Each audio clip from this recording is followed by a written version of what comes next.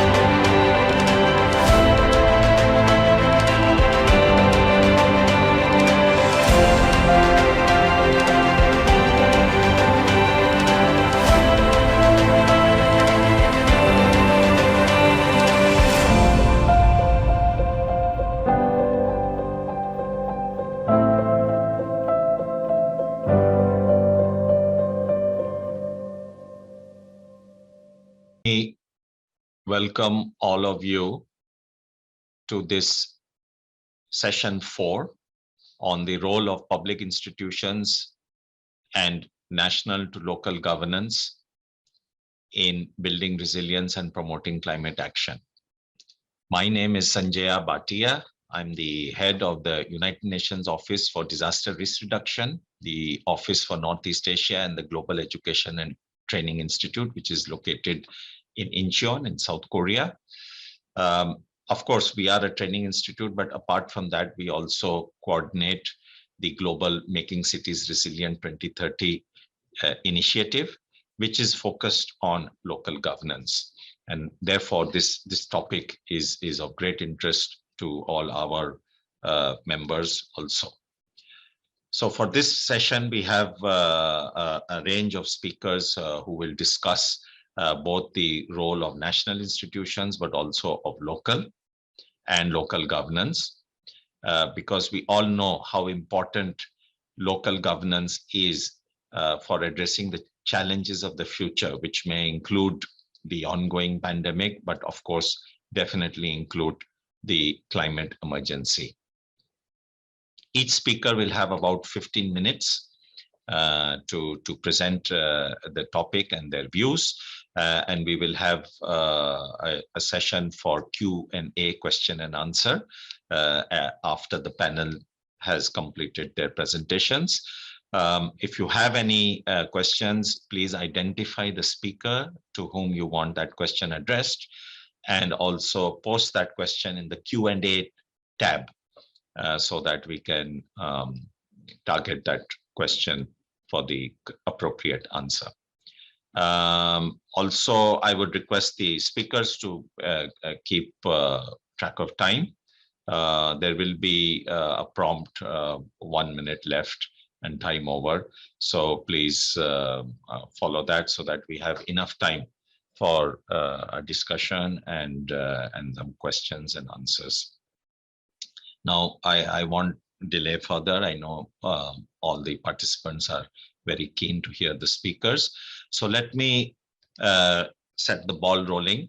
And our first speaker will be representing a large network of local governments.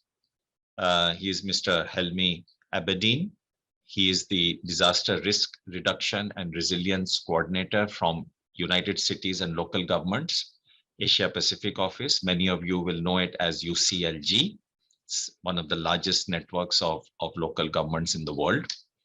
And he will present his views and UCLG's views on aligning global goals of climate change with the local context, the local values, and the local capabilities. So Helmi, the floor is yours. Yeah, thank you, Sanjaya. Good morning, everyone. Greetings from Jakarta. Here we have I would like to share regarding the alignment process, how the local government, will align those global agendas, and we want to know that how national government should provide any like enabling environments on the alignment process at the local level. Here, basically, as UCLG ASPAC, as you mentioned earlier, that we are as a global network, regional Asia Pacific is the largest section of UCLG. We are based in Jakarta, Indonesia, hosted by the city government of Jakarta. And we have been actively involving on the global agendas alignment at the local level. Next slide, please. Here, who we are, as I mentioned earlier, that UCLG ASPAC is the largest UCLG branch or section, and we connect to the more than 7,000 local governments. And we have a mission like to be the united voice and a will advocate of the local government, promoting its value, objective, and interest also, and the cooperation among the cities and other with partners who can support local government to achieve the global agenda. That's the main mission of UCLG. Next. If we want to, if we talk about the advancing the alignment of the global agenda, we know that we have three major global agenda that are really implementing at the local level. First, we know that SDGs was adopted in 2015 as well, and also Sendai framework for the RR and Paris Climate Agreement. We know that those have like a different kind of like goals and also targets. And but we know that those target and goals are quite similar. And the thing is, UCLG ASPAC roles is as a network and a local government association. We play like a quite significant to how we simplify, not only to simplify but also to bring those understanding from the global and also to the locals. That's the our roles here. But overall, we know that all of them have substantial areas of overlap, clear coverage of the objective related to strengthening resiliency, and also fostering sustainable development and reducing vulnerability to the climate change and disaster. Especially on the target 11s on the SDGs and Sendai, there is there are several targets, especially target E, and also Paris Agreement as well related to the NDC. And also we know that the alignment of the different processes is very important.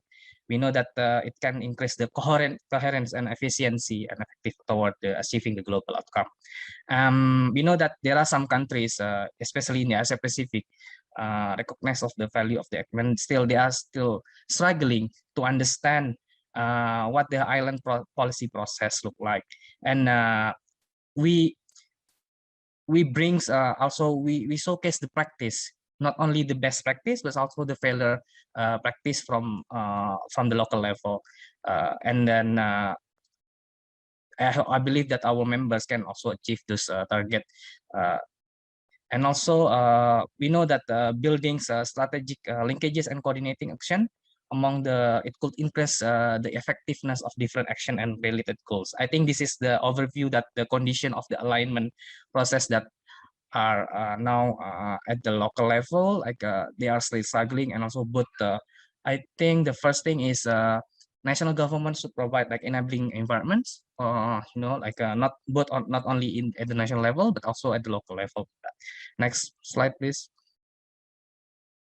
This is the national and provincial city government share a role in driving solution. I got this kind of like points based on the IPCC. We know that the city produce more than about 3 or 4 of global economic output, and city plays crucial role in limiting the warming to 1.5 degrees and adapting to the increasing risk. I think the wording of the adaptation is very crucial and very important here. And some cities are already experiencing warming greater.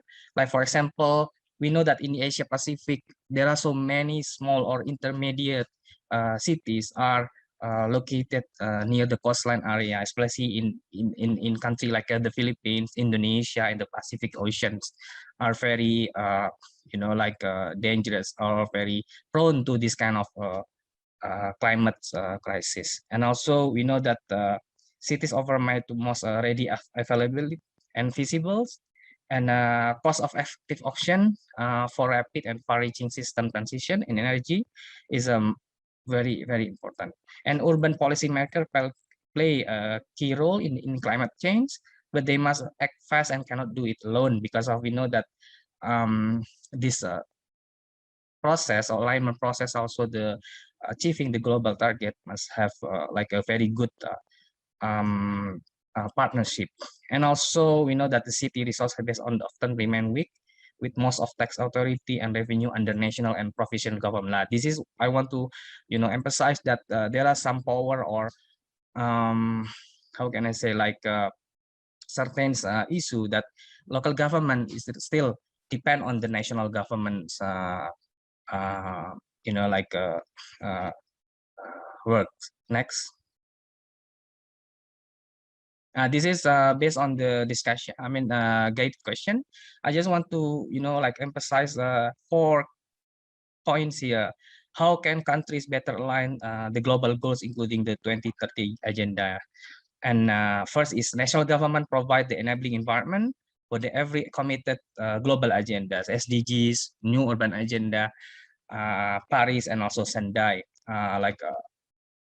Weeks ago, I was invited by the National Ministry of Public Works in Indonesia, who are as a how can I say, like a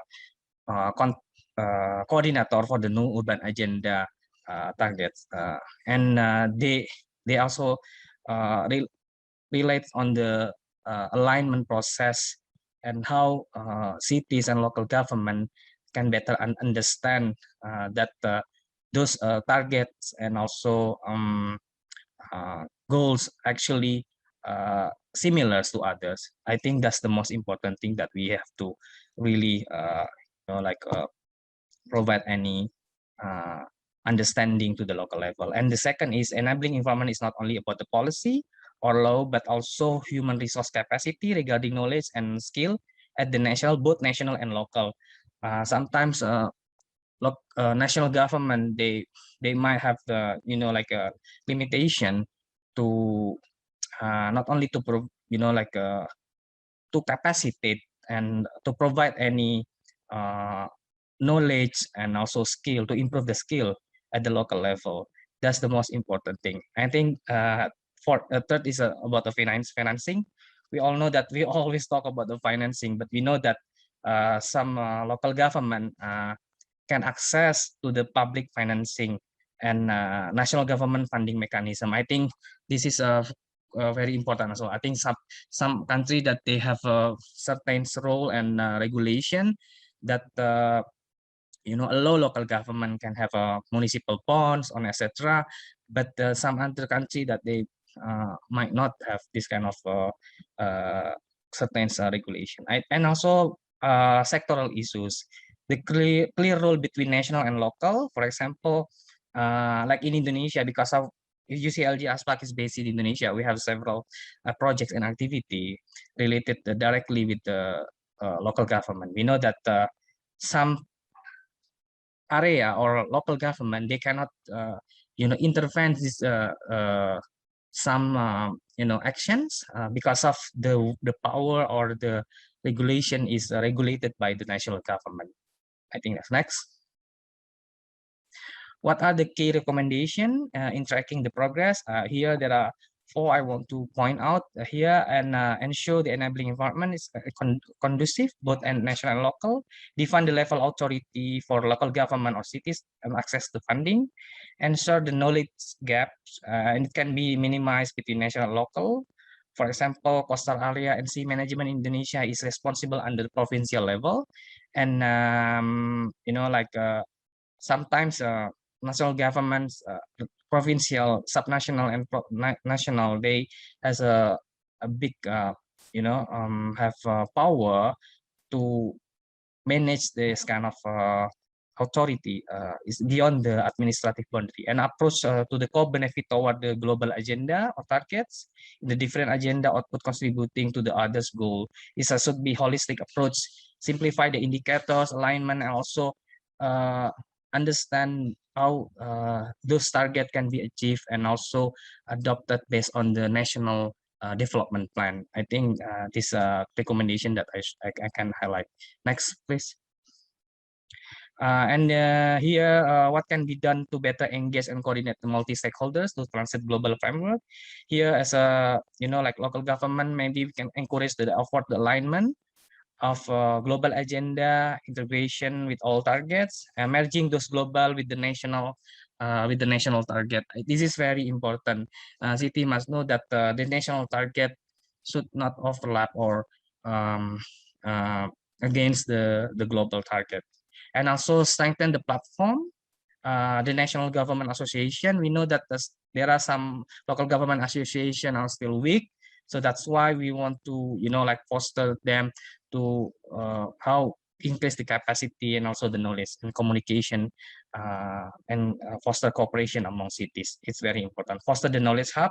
We know that in regional in the region in the Asia Pacific, UCLG ASPAC together with other partners like UN, SCAP, and UNDR, for example, we are promoting and there are some activities, joint programs under for the not only for advocacy but also capacity buildings directly to the mayors who newly elected mayors who want just newly develop their local action plan. So we want to capacitate, we give them some knowledge regarding the alignment process and also the global agenda target at the local level. I think this is my and here I am here for so we can have a more discussion later. Thank you, Sanjaya. Over to you.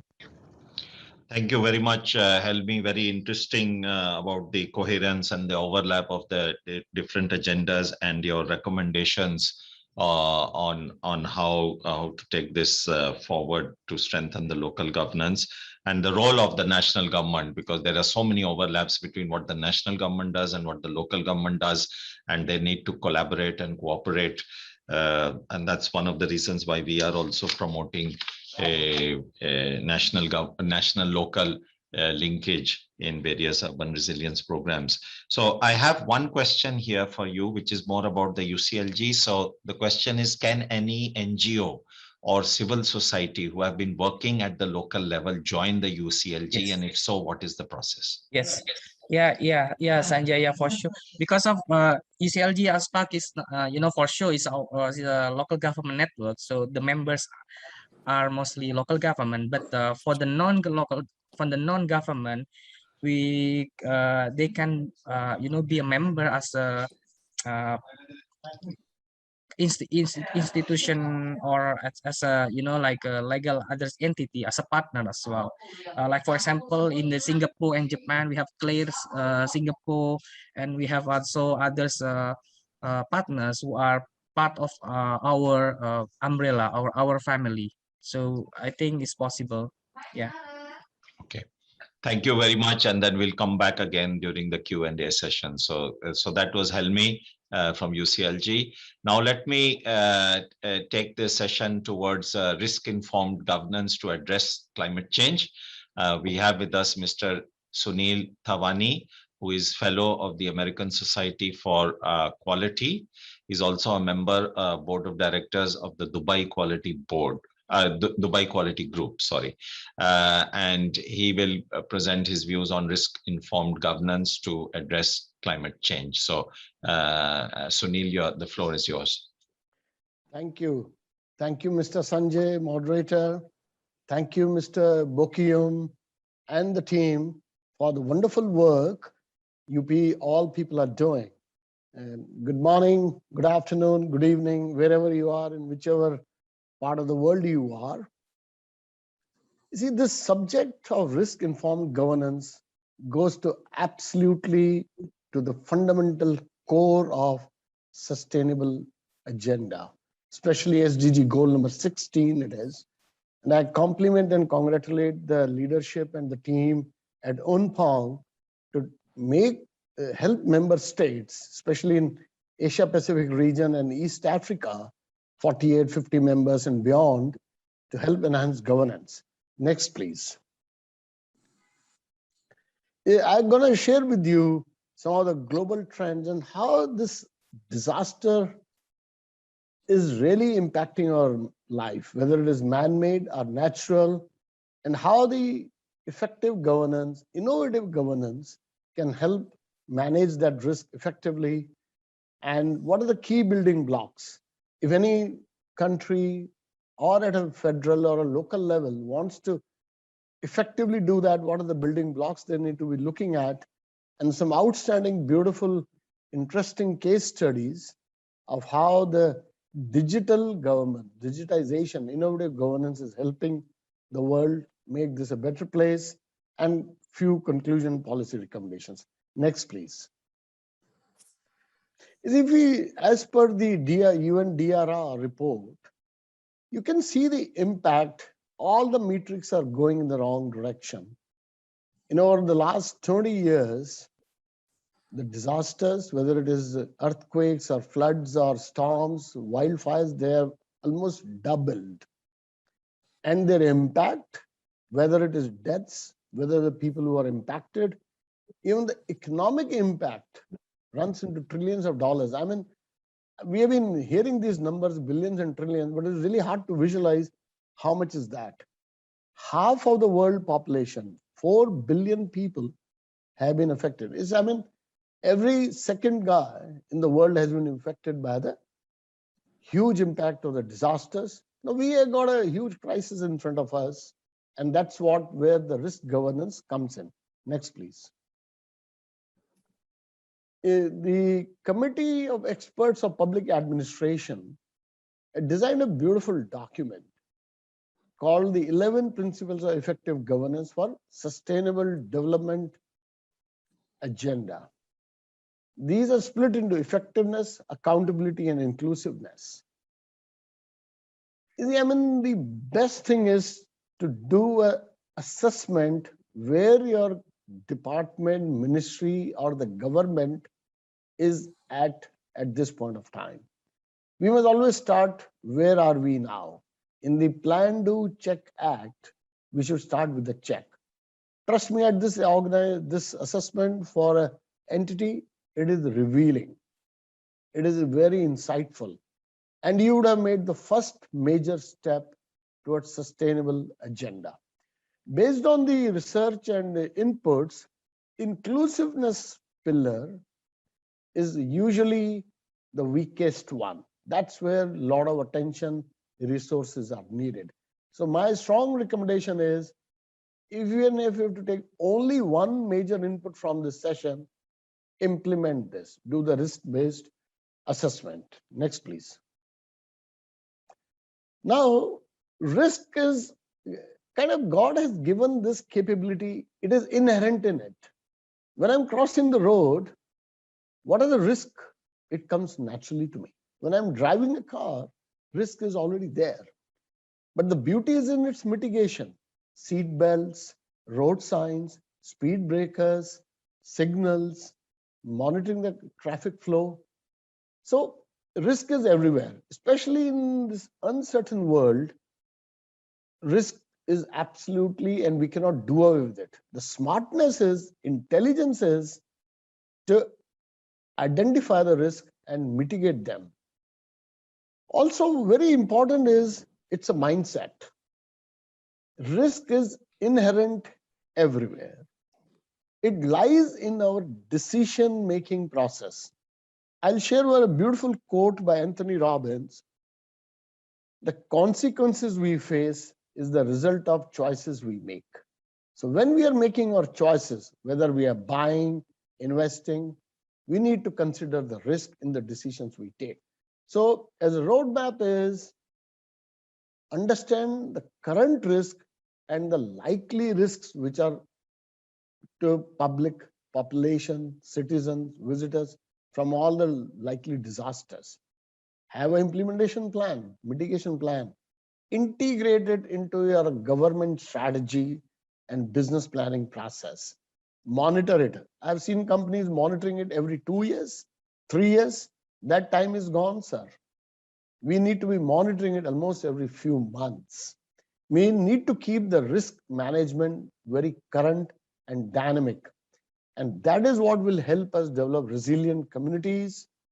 And this all calls for investments in tools, techniques, methods to identify the risk, assess it, and management. On the right side, you will see a beautiful maturity model. Organization or public administration, which is really the backbone of risk management for governments, is at maturity 1 if you have not identified the risk.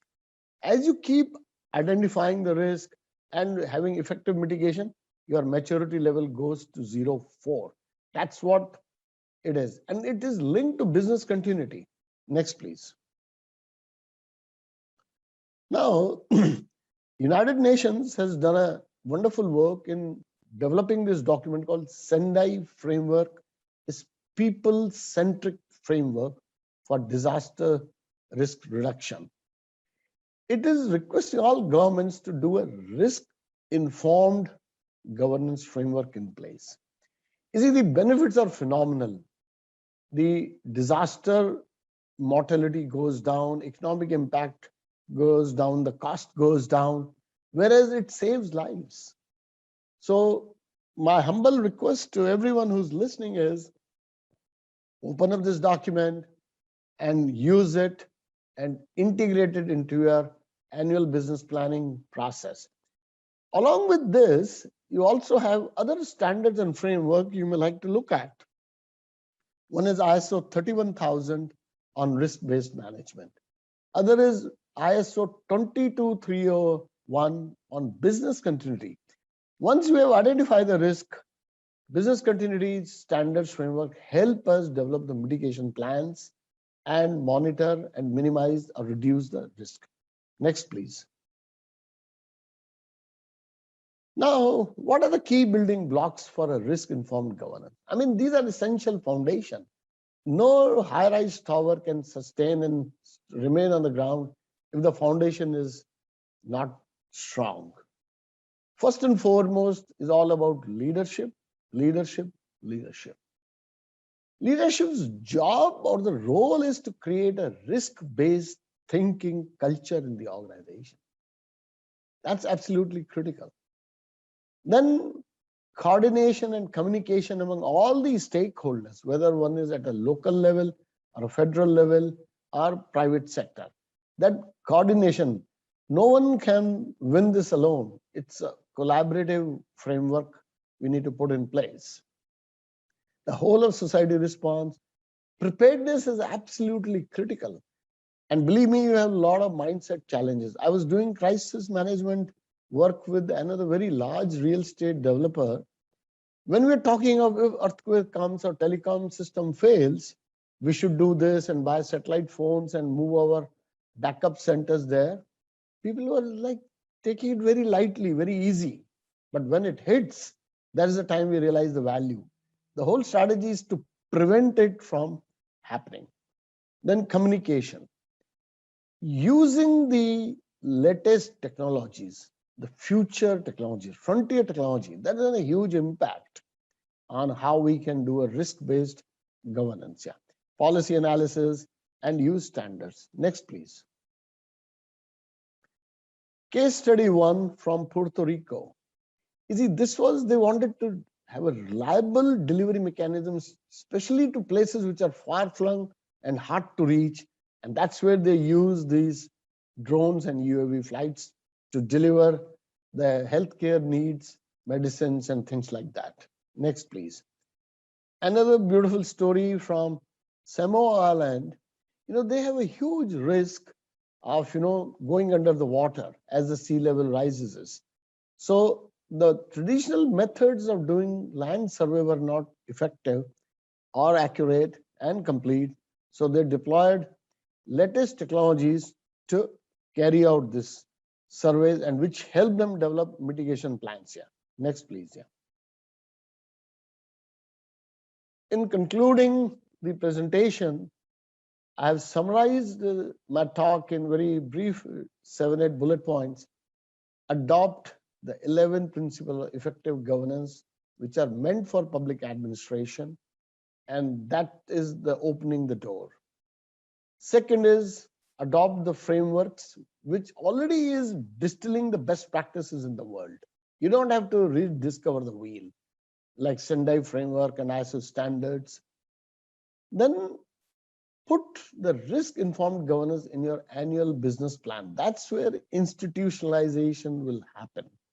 Put the building blocks in place, adopt the technologies, and also take care of the data, data privacy and things like that. Bridge the digital divide by inequalities. We did a study of illiteracy. Some of the segments of the society, let's say blue-collar workers, were not up to the speed on this.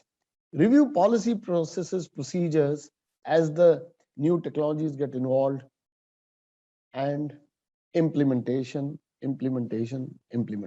That's where rubber meets the road. We don't need beautiful presentations and booklets. We need action on the ground. To do all this, to leave no one behind. Next, please. With this, I really thank you all very much. And again, my heartiest congratulations to Unpong for the wonderful work and the successful completion of 15 years. Thank you. Over to you, Mr. Sanjay. Thank you, Sunil, and very interesting cases that you showed and talked about the importance of monitoring the risk very frequently. Very key point that you said about leaving no one behind and the inclusiveness, and that is one of the weakest areas that you have also found in your experience. Just a quick question, could you just give some ideas on how to improve inclusiveness, especially either in the private sector or the national and the local governance? Some off the cuff ideas. Yeah. Thank you. Very well said. Very well said. Thank you, Mr. Bhatia. You see, I would go back to the drawing board. Start with stakeholder management framework. First and foremost is identify all the segments of the society and understand their needs and expectations. So there's a framework in total quality management, stakeholder engagement. If that exercise is done well, we would have identified all the stakeholders of the society, and the vulnerable segments will stand out loud and clear. So in quick short, if anybody else wants to know more about, can reach out. But that's the first step.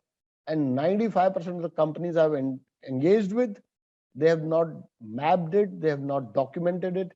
As a result, some segments get left out, as it happened in the COVID-19 crisis a couple of years back in some parts of the world. Over to you, Mr. Bhatia. Okay, and thank you again very much, and thank you for drawing our attention to the stakeholder engagement framework.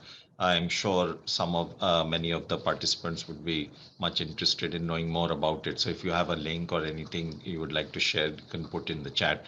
So thank you very much again. Thank you. Now, so now we move to the next part of this panel today. So we have looked at the how the local can be engaged. We have looked at the risk-informed governance frameworks. Now, let us look at the data and the digital technologies which can play a role in building resilience. So it's my pleasure to invite Ms. Erin Hughey, the Director of Global Operations from the Pacific Disaster Center, PDC, to discuss her views on leveraging data and digital technologies for building resilience. Erin, the floor is yours. Thank you, and aloha from Hawaii. Can you confirm that you can hear me and see my screen? Excellent. Well, it's a pleasure to be with all of you today. Good morning, good afternoon, and I think aloha covers it all. Today, what I'm hoping to do is to just give you a snapshot of how PDC is leveraging a large amount of data and how we're applying new technologies to build resilience, but also to inform decision making. So if you're not familiar with PDC, we're an applied research center under the University of Hawaii, and we have a global mission to bring the best data and the best technologies into the hands of the disaster management community. So we're going to start today by looking a little bit at PDC's approach to data and data holding. So we select really unparalleled amounts of data. We have over 7,000 data agreements and data sharing and information. Now, for most of you, that is way too much information to actually make a decision to support disaster management, climate change, and the new and emerging threats that we're facing. So what PDC has done has been put in place detailed models, advanced analysis and analytics, all designed to support actionable risk intelligence. And that is really important to support decision makers, both policymakers and elected officials, disaster managers, and executives.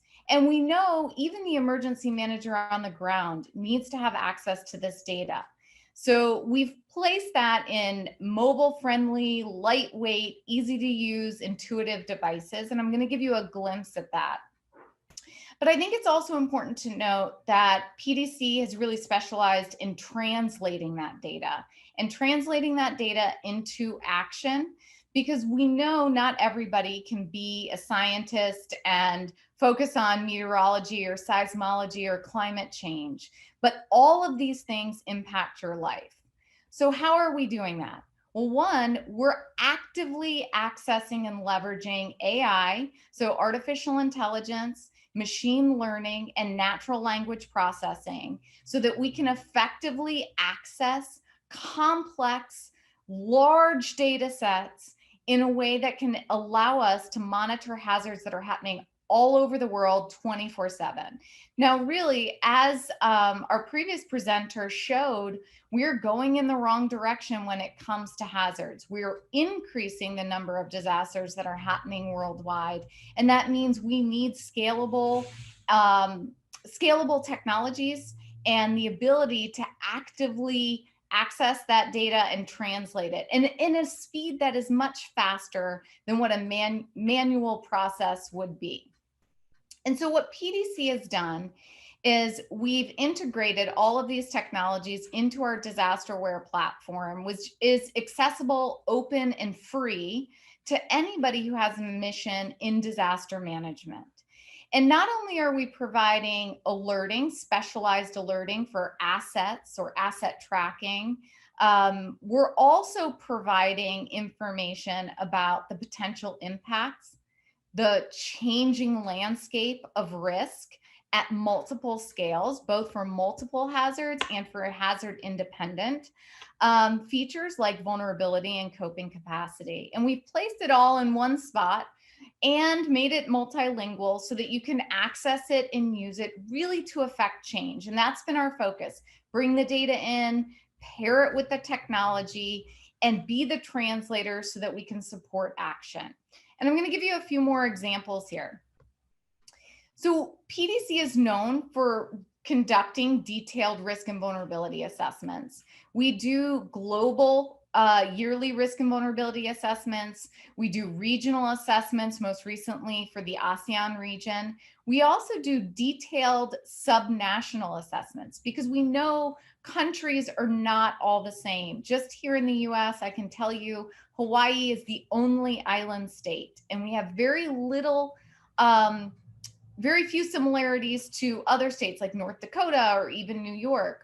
Our risk and our vulnerabilities are very different, and they align many times closer to island nations. So our approach has been one that is tailored to the area and making sure that it's scalable. So what I'm showing you here are some national assessments for the Philippines and Trinidad and Tobago, but also a hyper local assessment here in my own backyard for the Kilauea eruption, and understanding how we can use this data to make decisions and build resilience. Our approach brings together a variety of different types of data. And what I'm showing here on the left are two different approaches to risk and vulnerability assessments. One is an assessment that we've traditionally used when dealing with large developed countries, looking at their vulnerability, their coping capacity, and their disaster management capabilities. And the one down here on the bottom is one that we've been using quite closely with some of our island partners, and one we use here in Hawaii, where we're looking at island capacity and logistics, which significantly differ from island or archipelago, where we have to move things between the islands, potentially by boat, and those areas where you can just drive from point A to point B. And so we really want to make sure that we're taking into account the local context. But we can't do it just manually. So I'm going to show you some of the technologies that we're using. And the first here is our AIM 3.0. This is an all hazards impact model that was developed by PDC. It's the highest resolution available at a 30 by 30 meter. But what PDC has done is been able to bring together the data that shows all of the critical facilities, all of the populations, the breakdown of that population, and put it into context for major events, and be able to tell you who's impacted, how bad are they impacted, and what actions need to happen to support that community. Well, we certainly can't do it alone, which is why we're building resilience really through these partnerships. And here's one of the examples that you may have seen. This is called a JADE product, Joint Analysis for Disaster Exposure. And it's one that we do with PDC, UNOCHA, and the World Food Program. And our analysis is done in real time. So it allows us to identify all of the population that's living in that area, but also who's in the worst affected area. And more importantly, in that worst affected area, who is most vulnerable. And that's where we get this number right here of that 98,000 as an example for an event that happened in the Philippines back in 2019. We then translate that into the breakdown of the population, because we know the very young and the very old have different needs. And like the previous presenter said, we want to leave no one behind. We want to be inclusive, and we want to take into consideration what the needs might be for those areas. So after the success of the JADE product, PDC advanced our technology to automate this even further and to translate the thousands of data layers we have into action for agencies and organizations that are either preparing for or responding to an active event. And as I take you through, here's an example of what we're calling our event brief. Now, for all major events in the world, anywhere in the world, this is automatically generated. This one in particular is an example of the 7.2 earthquake that hit Haiti earlier this year in August. And we were able to, within minutes, identify the exposed population, the households, those that were most vulnerable, the breakdown, but also the expected exposure to critical infrastructure like hospitals and schools.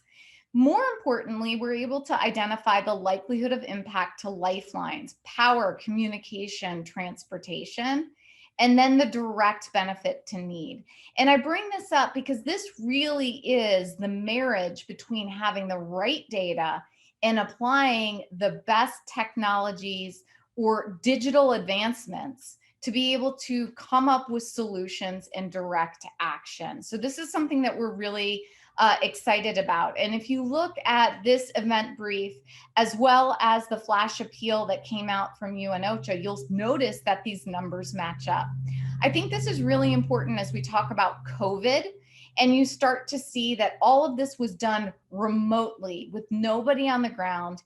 And within 7 minutes, our partners at UNOCHA, the US Department of Defense, and many others who were active in the area were able to have access to this information and start making decisions. But we know that that's not enough. We also need to plan ahead. So here's an example of how we're integrating these subnational assessments every time an event happens. So here's Guatemala and the eruption for Fuego, where we're able to actually look at the subnational regions that are most highly impacted and get an understanding of what is the literacy rate, what is their economic stability, what is their coping capacity in this area, so we can tailor messages. And last but not least, it's understanding who's already working in the region. Part of PDC's mission is to build a safer world, and we want to do that by bringing together the partners. So our automated systems are also bringing together and sharing who's already working in a region, either so that you can plan accordingly for your preparedness activities or respond effectively and in partnership with agencies that are already on the ground. So with that, I'll say mahalo, thank you for your time, and I'm happy to answer any questions. Thank you very much, Erin. This is a very, I think, very important tool, which would be of great interest to all the participants and more. This needs to be disseminated further and further, especially because it helps in the decision-making process by pointing out the vulnerabilities. And as you mentioned, it's available multilingual. So I do have a question here from the audience. One person would like to know, is this data available for free or do we need to pay? And how could a local level worker or a government have access? So if you could explain that. Thank you. So thank you. There is no fee to be able to access the system and work with it. I will say that access through the system is free. If you're looking for the raw data, sometimes we have data sharing agreements where they've asked us not to share directly, but we're always able to put you directly in contact with the primary provider if there are restrictions on that data. But most times you can get everything you need just through the system. It is completely free. And what I'll do is I'll put in the chat the link so that you can register and request access. Thank you. And I think you will have a number of clients approaching you soon. So thanks again, and let's move on. So now we have looked at a very excellent tool, which is available to all of you to access both at the national level, also at the local level. And I'm sure you'll be reaching out. So now let us look at the effective approaches to fostering implementation of ESG principles in the business sector. So to express views on this topic, we have Ms. Alva Lee, who is Head of Governance, Risk and Compliance Services, based in Hong Kong SAR in the KPMG office in China. And she will be discussing her views on how to implement ESG principles in the business sector. So Ms. Alva, the floor is yours. Thank you. Hi, everyone. Good morning, good afternoon. My name is Alpha, and thanks a lot for giving me this opportunity to share with you what I see in more is in Hong Kong. How are we seeing and how are we convincing business to adopt the ESG principles? Next, please. So to start from, I think just to paint a very, very big picture of how is it in Hong Kong and China. Hong Kong is part of China. We see that China recently has submitted the commitment in terms of like to achieve carbon neutrality before 2060. This is a very big commitment given that China is the largest emissioner of CO2 in 2020. But at the same time, when we talk about like all those like a target achievement, we also want to look at the bright side. In 2018, when China's imperative to control air pollution, some industry research actually say that that can create US dollar 3.2 trillion in investment opportunities for 12 years. So we always try to tell the business that like there's like a different size of like implementing ESG. And for Hong Kong, the government's also not long before the COP26 in Glasgow has just held, they have announced that they also have a climate action plan 2050. So make it a very clear commitment that they want to achieve carbon net zero by 2050. And they have also set up an interim target so that like before 2035, they will achieve like a cut down carbon emission by 50% as compared to 2005. So just the government commitment, of course, is not enough. The Hong Kong government also gathered the regulators, the key regulators in Hong Kong, which including Hong Kong MA, which is the regulator for the banks, SFC is the regulator for the license corporation, and also insurance authority who regulate the insurance players in Hong Kong so that they form a cross-agency steering group. So given that they're regulated industry, their policy and their regulation would have great impact to all the business players in Hong Kong. So this steering group is aimed to accelerate the growth of green and finance and sustainable finance in Hong Kong and to come up with more concrete requirements for the industry players to follow. On top of that, Hong Kong Stock Exchange has also issued a number of revised ESG reporting guidance. So that is to require all listed companies, they have to publish the ESG reports as part of their financial reporting. And that has also given some pressure and requirement for business to implement ESG principles. Next, please. And when we talk about the key drivers, we try to educate the business. That is not only because of regulatory requirement, but there are also different drivers for business to consider all the ESG issues very seriously. First of all, is that they increase the awareness of climate and social risks. So all the CEO, based on our KPMG CEO Outlook survey this year, they are all aware that there's like increased pressure from all the stakeholders that they're expected to embed ESG into their strategy. They expect the companies to invest more into the ESG priorities, and also rather than just making profit, all companies should be more purpose-led and they should stay true to their company purpose. So, and at the same time, we're telling the business owners that like you can see that 75% of the leading global companies, they have already established their strategies and target for decarbonization. So in order for business to keep up with the market, it is important for them to also follow that. And we're also telling all the business that the world is changing. Not only that there's a climate risk, which is very imminent, but at the same time, the consumers and employee expectations are changing. By 2025, actually, we will see that the millennials will comprise 75% of the workforce.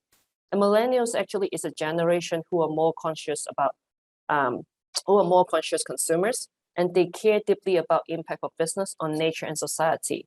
And that is also true for the Gen Z. According to a report in 2020 by First Insight, 73% of Gen Z consumers, actually, they're willing to pay more for sustainable products than every other generations.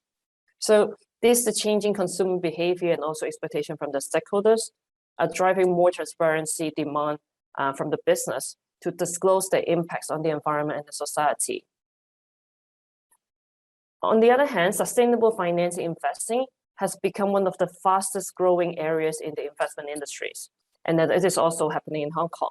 We see that the increasing adoption of quality ESG reporting and increased investor awareness of the importance of ESG integration has opened up unprecedented sources of capital and access to companies with a strong ESG profile. And we can see there are a lot of at least 1/3 of professionally run assets managers, which have access to trillion US dollars investment. They now use ESG data to drive their investment decisions, and also is one of the criteria where they select the investment opportunities. So this is all would have direct impact to the business, because now the bankers, the lenders, the investment and investors, they will all look into the ESG performance. So of course, last but not least, as when I started, I said that in the Hong Kong governments and regulators, they have been working together to set out some of the ESG standards and requirements. So for Hong Kong Stock Exchange, they have already required listed companies to report more than 30 specific ESG KPI on a comply or explain basis. And late last year, the Hong Kong regulators also set out new climate disclosure rules, calling for financial institution and listed companies on the exchange to align with the ESG recommendation on the TCFD by 2025. Next, please. And we're telling all the business sector that ESG risks definitely have a financial value impact in there. There are risks related to the physical impact of climate change, which business can feel that when there is an extreme climate weather, it's just how this physical risk has hit the business and that is cost them a lot. And there are also risks related to the transition to a lower carbon economy, including, as I said, some of the regulatory requirements, some of the policy change. These risks are systemic and threaten the stability of the financial markets. And we tell them down that it will become everyone and every company's problem at some point, if not managed properly and timely. Although some organizations still believe that mitigating climate risks and taking action on climate change will only cost time and money, but we always want to remind them actually they should also see the opportunity side that will include innovation and technology development, creation of some new products, and also being seen as a leader in the ESG space. Actually, the companies could attract and retain more talents. So next, please. Andrew Winston, a sustainable leader, has presented this approach to talk more about how sustainability actually is a driver of profit and resilience. And we always want to share that with the business as well, because we see that some of the regulatory requirement and the mega trends that I just discussed earlier are sticks, because basically with very little choice given that resources are already depleting, generation are already shifting in the precipitation. Those are the carrots, those are the sticks. But if you look at the benefit side, actually there are different benefits that we want to educate the business that they should be aware of. In terms of revenue, actually, when you consider all those ESG risks, you may come up with more innovation idea. They'll have new product that to cater for the market. Actually, that can help to use profit and increase turnover. And also at the same time, with that differentiation, it can help the company to build the customer loyalty, and at the same time to attract more talents and help to retain especially the millennial and the Gen Z, which in turn in some intangible benefits. At the same time, while you have for a long term, you have more sustainable operation, over time, the company normally can reduce costs, reduce emission and energy use as well. So, and those companies are also in general more better managing the risk, because they do have a longer term views, and also that can help the company to build a long-term resilience and business continuity. Next, please. Okay, so, and we can see that there's increasing evidence to support that actually strong ESG performance, they would have a competitive advantage. And especially during a market that is more volatility and economic downturns. In this graph can show that corporations with strong ESG performance are performing better, because we consider them, they take a more holistic long-term view to assess and manage their operations. allowing them to operate more efficiently and gain access to more advantageous financing and capital arrangement, given that like green finance is getting more important now. Next, please. And coming to my last page. So when you, starting with the government level commitment and then the regulator support, and then down to now to the corporate level, what we suggest is all board of directors, they should start it from the boardroom level. They should start from the board governance. They should ensure that it's proper ESG oversight built into the board composition. They should have the directors that have the relevant knowledge and understanding, and they should build in the structure and process that can implement all the ESG principles and implementation. And we say that communication is very important, not just only the stakeholder engagements, but at the same time, there should be proper disclosure to make sure that there's like the true picture of the ESG, the progress are being reported and reflected in their public disclosure. And of course, as part of the ESG implementation, there should be a proper risk assessment and also opportunity assessment to assess how the ESG risk is impacting the business. And at the same time, what would be the potential growth and transformation opportunity for the companies to assess. And then last but not least, is that the board is also play a very important role to make sure there's a proper integration of the ESG principles into the entire company, including the education at different levels. And then they should set out the ESG goals, and then set out relevant metrics to measure the progress and performance. And then that should cascade to individual targets and also ideally to reflect in the compensation as well. So these are the key points that I see that like we would suggest that can help to foster ESG principle in the business sector. Okay, so thanks everyone for giving me the opportunity to present this topic to you. I hope you'll find this useful. Thank you, Alva. This was very useful actually, because especially the way that you have demonstrated the financial value of ESG for the private sector and for the businesses.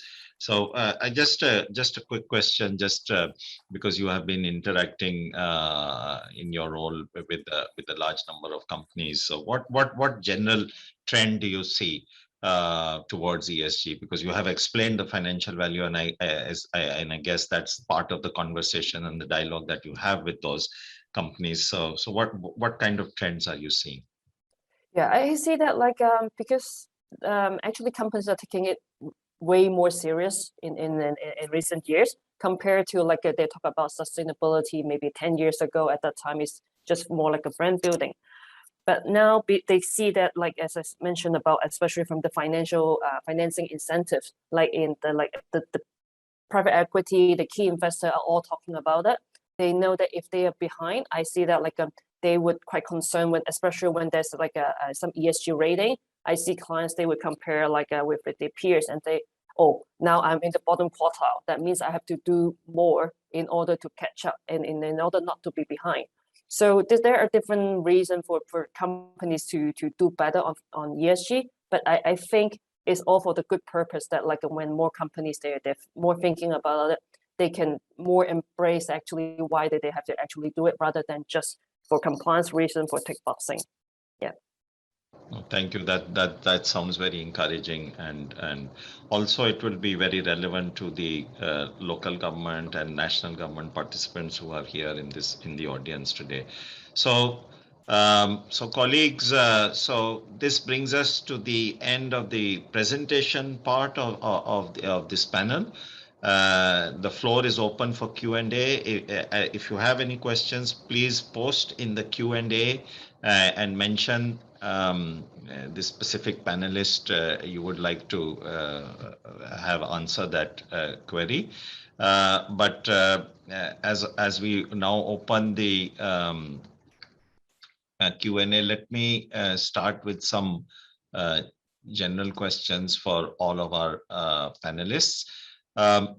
So we have, I mean, we've discussed, we have this, the 2030 agenda, which is kind of the overarching agenda for sustainable development. And then we have the Paris Agreement, and we have the Sendai Framework. Paris Agreement looking at the climate risk, Sendai Framework looking at all the risk, including climate, but and also the specific disaster risks. And we can view it as the sustainable agenda is the overarching objective of everyone, private sector, local government, national government, other stakeholders, NGOs, society, civil society, and everyone. And the Paris Agreement and the Sendai Framework are kind of the enablers. If we can reduce our climate risk, if we can reduce the disaster risks, then we are in a better position. So how do you think countries can better align their efforts along these three agendas? And speaking from the perspective of the sector that you were talking about, so be it the local government, be it the associations of local government, be it the national government, or be it the private sector or the businesses. So how do you think we can accelerate this alignment? So I'll open up to the panel. Of course, it's a question to all of you, each member. So who would like to go first? Can I ask Sunil? Oh, and then Erin. Let me unmute. Yeah. Hello. Yeah. Go ahead. Can you hear me? Yeah. Yes, Thank very you. clear. Thank you for, I mean, it's a very, very great question. I mean, I would just put it something very simply, but very profound, is create a culture of risk-based thinking. I mean, it is very concise and precise, but very, very difficult to achieve. As long as the mindsets don't change, it will be very hard to mitigate the climate-related risks and disasters. This business planning, foresights, mitigation, everything should goes back to creating a risk-based thinking, a culture, and that's where the leaders, the public administration, and the politicians, and the ministers, and the agencies, that's the starting point. Otherwise, a lot of these interventions do not sustain.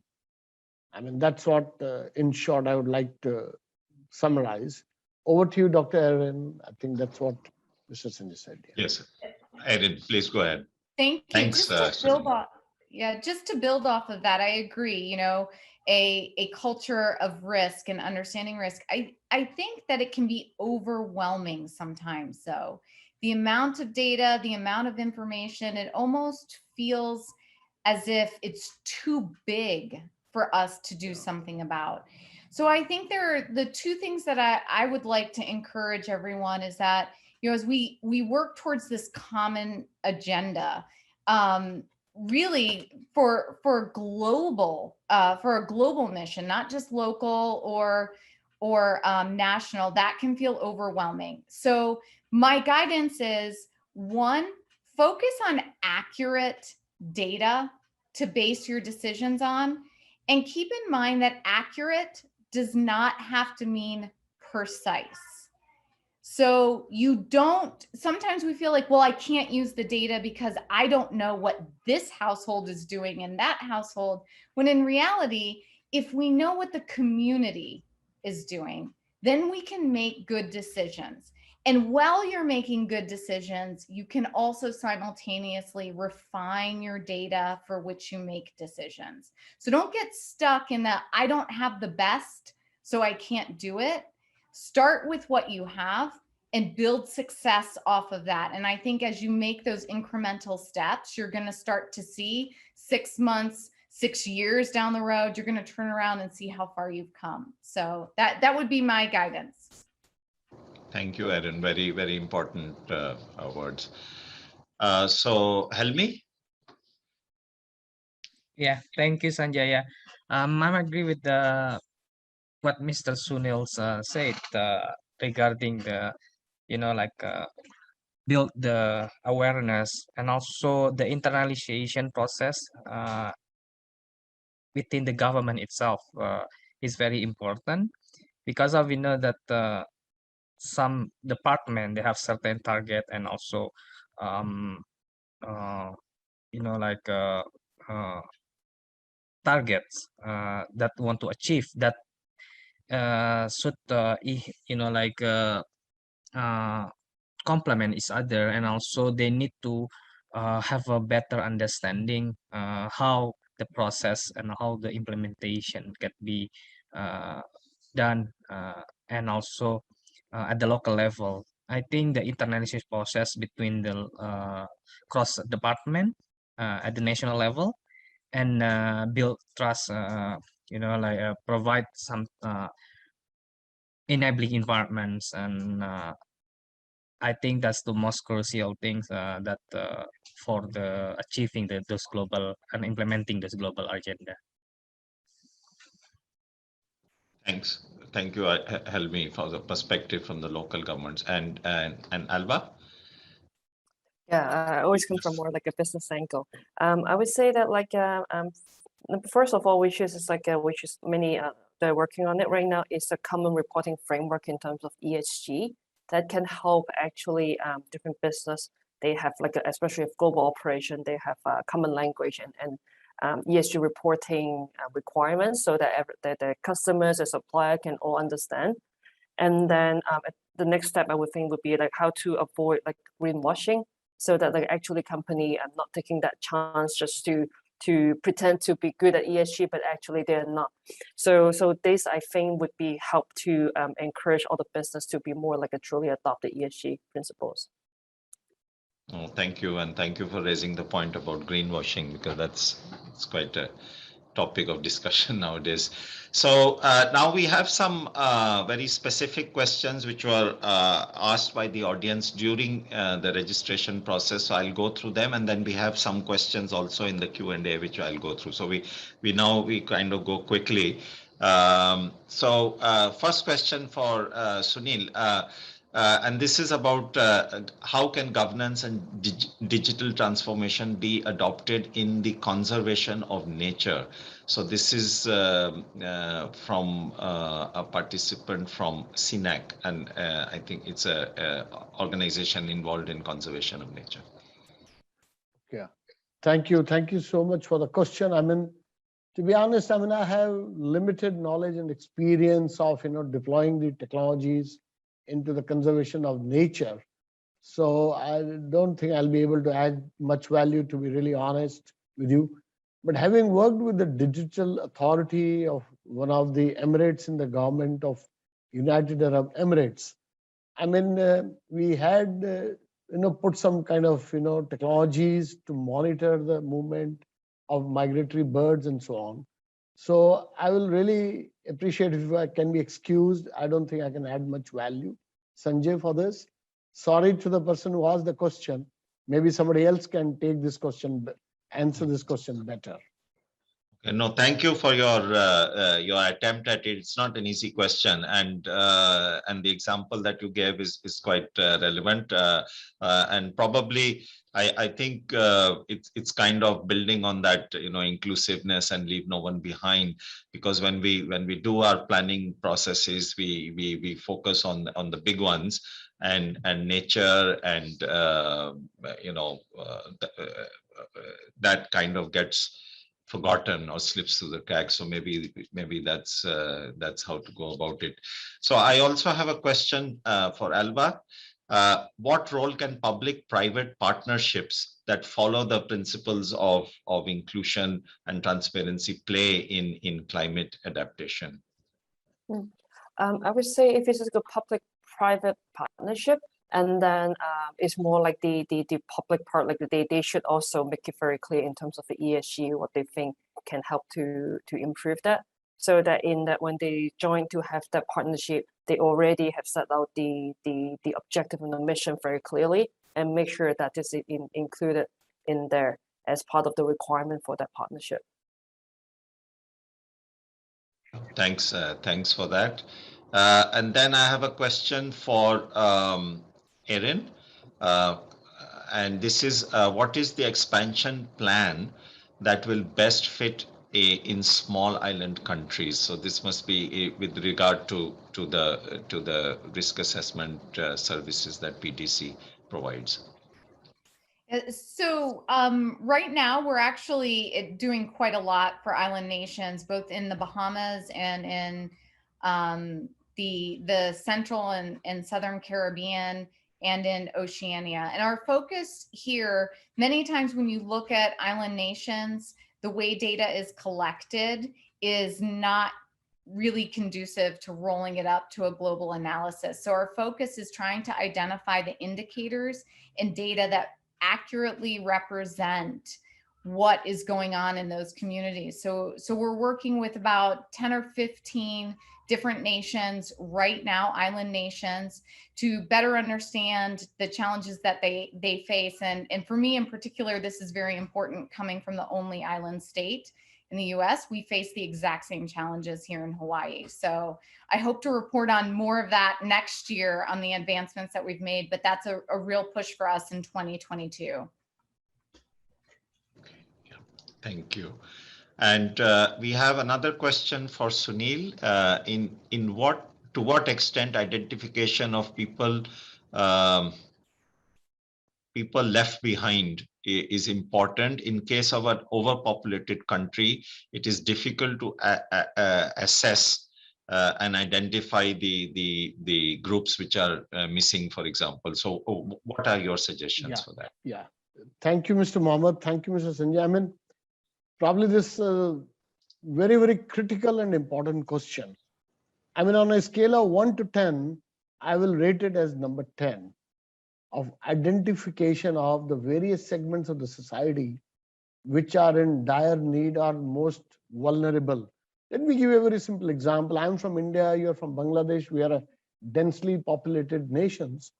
You see, when the Indian government put a lockdown during COVID-19, the first lockdown in 2019 or early 20s, we saw millions of migrant laborers walking on barefoot to go back to their towns and villages.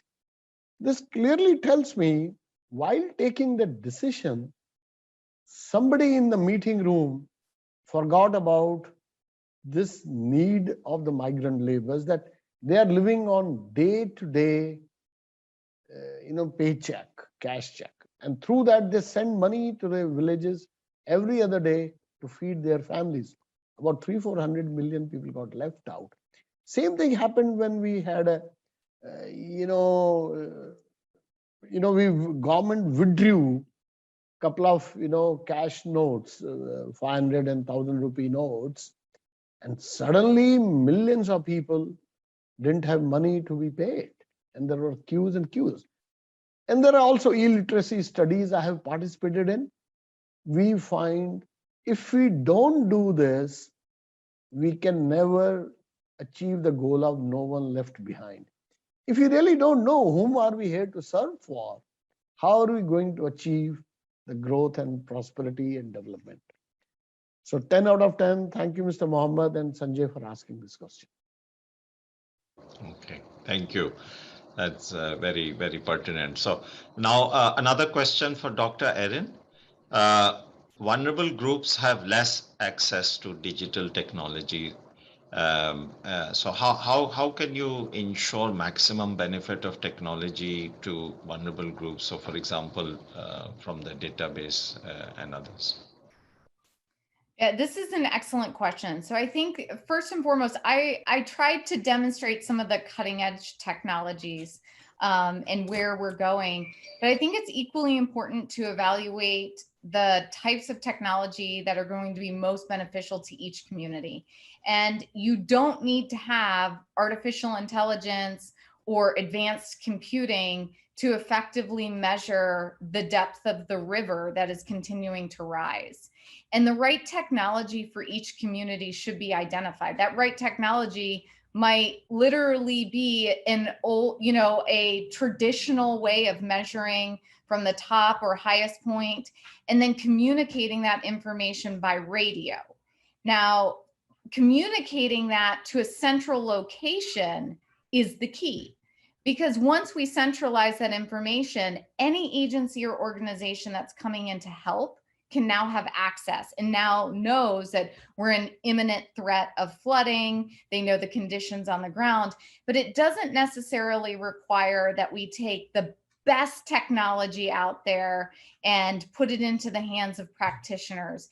And I think there's a lot for us to continue to learn from traditional methods of hazard knowledge, and that those should be passed on and they should be held, that tradition should be held because it's been effective. So I think really the question is, how do we marry traditional technologies, traditional approaches with new and emerging? And that's something that I think everybody needs to keep an eye on, and that we need to encourage that. And finally, I would say the use of technology should never be top down. We should not be pushing technologies onto communities, but rather understanding what the needs are of the community and helping to support and augment those needs. Thank you. Thanks for raising this point also, because it's very important. I mean, we should not forget radio and television and the outreach that these two devices have, especially in the remotest regions and in the most vulnerable communities. Thanks. So I have another question for Helmi from the audience. To what extent can the younger generation help in the implementation of a sustainable and clean government within their own country? Okay, thank you, Sanjay. That's quite interesting.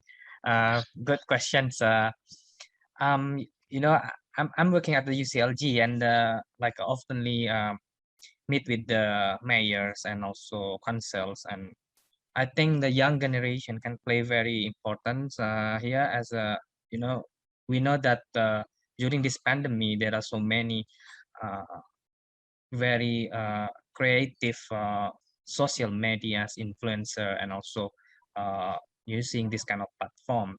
That's one of the basic things that young generation can trigger, you know, can have can influence the local leaders or leaders to on this kind of global agendas target. And second thing is maybe we can trigger the young generation to be active at the local platforms, as you know, can be a DRR local platform or climate local platform who doesn't exist at their city, and they can you know, like have a partnership with others, and this kind of platform, it will be very useful, I think, to push on, to inform leaders directly that their mission and their vision regarding the climate and also disaster risk reductions should be achieved. And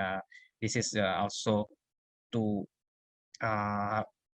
mention that the message of the young generation can be heard, like not only in the community but also directly to their leaders. I think these two type of action that can be done at the with the local with the young generation, and simple, you know, and we know that local government leader like mayors, they sometimes they need the young generation, roles to have a, you know, like a better promotion, and also engage and also understand the vision of their leadership. I think that's my answer for those two questions. Thank you, Sanjay. No, thank you very much. And yes, the youth need to engage with the governance mechanisms, and it could be with the Yes. local government, could be with the associations, and the national platforms, as you mentioned, because the youth are the leaders of the future. So the sooner they engage, the better for all of us, actually. So okay, so we don't have any more questions to the panel. So what I'd like to do is, we have a few minutes more. I'd like to give each panelist, you know, the last, you know, the key message, the last message that you want to give the audience And especially as you see, some of these questions are on what is the role of youth and how can they contribute. They're very eager to know this. So if you have anything more to say, please go ahead. Let me start with Alva. Okay, so I think like the only thing that I haven't mentioned that like that can help to business to better foster the implementation of ESG is actually for all those like industry association locally. They can also be the one to the ambassador to talk about like for each of the industry because they're very specific ESG topic and impact to them. That can the association can have to do some research, share like some of the benchmarking data, things that can be useful for all the companies in that industry that can benefit. I think that can also like from different level, from government, regulator, industry professionals, and association, and then corporates, all in all work together can make a bigger impact. Yeah. Thank you, Alva. Sunil. Yeah, thank you so much for the opportunity. I'm essentially have a couple of thoughts. First and foremost, build leadership. I mean, it is absolutely essential to develop current and future leaders. As you said, youth, women, bring in inclusiveness. The true leadership capability is very, very critical. A lot of challenges in the world, in the organizations, at the local level, federal, or goes back to the leadership actually. Second is focus on culture, mindsets. Very difficult, soft power, but that's where sustainability will come in. Number three, adopt the frameworks. Don't reinvent the wheel. There are beautiful standards, models already available. Don't create your own. Just go there and make a beginning. Fourth, most important is implementation. Without that, we will not make an impact. And lastly is share the impact or benefits of the story or the intervention or the examples of implementation. You see, at the bottom is I'm not aware of these things. Awareness is the first step towards change. So in short, leadership, culture, use the frameworks and the standards, implementation, and last is communicate the impact. Thank you, Mr. Sanjay. Thank you, Bukin. Thank you, everybody. Samuel, Shelley, all the team over there. Kepping, my pleasure to see you all here. Thank you very much, Sunil. So, Erin. Aloha. I think just in closing, I want to thank everybody who's here. Because, you know, we're talking, you have 4 panelists and we're all talking about our area, but I think the attendees on here, you know, your daily commitment to disaster risk reduction, your daily commitment to implementing the policies, and it can get exhausting. So I think if you know there are a team out here, we're all part of the same team, common goal, common mission. And thank you for the work that you do to keep your community safe. We're glad to be a part of it. Thank you. Thank you for the inspiration. Helmi. Thank you. Yeah, first, I would like to say thank you to the organizer. And we know that during this pandemic, everything is, there was a impossible, now is possible. I think that's the first message that I want to highlight here. And using this technology, we can, you know, normally small city, intermediate city, they have difficulty to access to escalate their capacity. I think the engagement with the all type of local governments is important. Not only focus on the big city or major city, but also really know how we can involve, engage with the small city, at the small islands, at the this who really need our help. I think that's the most urgent things that, you know, during this pandemic, I think we can access everything through Zoom, through this media. So I think this is important, you know, like awareness raising, and also this kind of build communication and discussion dialogue between national and local can be is not kind of like difficult against in the future. I believe that this positive impact of the COVID-19 pandemic, we can trigger the effective communication and also better understanding of our needs and the priority towards this kind of crisis and climate and disaster risk reduction. I think that's my final words. Thank you. Well, thank you very much, Helmi. It's a very important point, actually, because as I said, we here have the Global Education and Training Institute, and we run training courses around the world. And we have also noticed this, that since the pandemic, we of course turned online, and we've been doing online training now, and we are seeing much more participation, much more outreach, and more ability to reach those who we were not able to reach earlier. So things have a very different perspective, I see, with the pandemic, and these are some positive changes which are here to stay. So that's I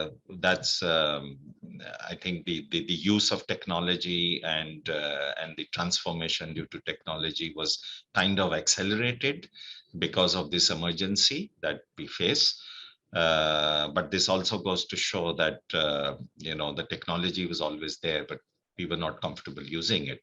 So why does it take an emergency to push us in the right direction? But anyway, it's all very good. So with this, we come to the end of the panel discussion and to the end of this session. And I would like to thank all the panelists, firstly, for your time and your mental capacity. We've been picking your brains, and we had a very interesting Q&A, and a long one for most sessions. So this was very helpful. Thank you very much. I'd also like to thank the organizers, of course, UNPOG and UNDESA, for organizing this, and then I'd like to finally thank all the participants for being with us, and for your very interesting questions and pushing the panel to come up with difficult answers. So thank you for that. Before we close, I'd just like to remind everyone that there are the evaluation forms which have been shared via the chat box. So please do evaluate, because these evaluations help in improving the programs in the future. And with that, I'd like to thank everyone again and close this session.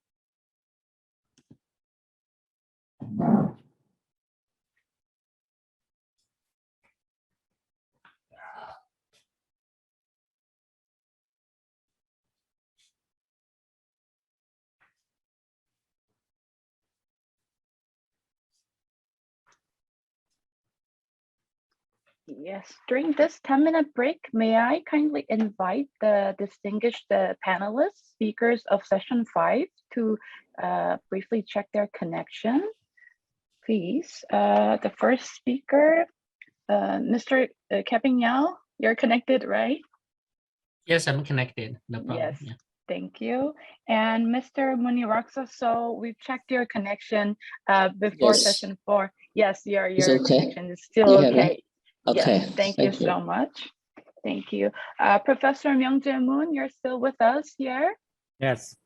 Yes, thank you. Your sound, your video is not turned on yet, but we've checked it before. Yep. Okay, thank you. And may I invite Mr. Sean Dorrell from ITU, Asia Pacific Regional Office? Yes. Yes, hi. Hello, good morning. Good Thank you for Hi, joining. good afternoon to Can you hear you. me Thank you. clearly? Yep, I can hear you clearly. I hope you can hear mine as Yes. well. Yep. Thanks. Thank you so much. And last but not least, Mr. Fadil Morkor from Sichuan. Hi, Miss Yuan, can you hear Hi. me now? Hi. Fadil, I think there's a little bit of echo. You have a little Could bit you- echoing, yeah. Mm-hmm. But yeah, How is it now? Is it better? no, still. It's still echo. So would you be available to use a headset or earphone? Let me check. Okay, 1 second. Please. Sometimes that does help reducing the echo. Thank you.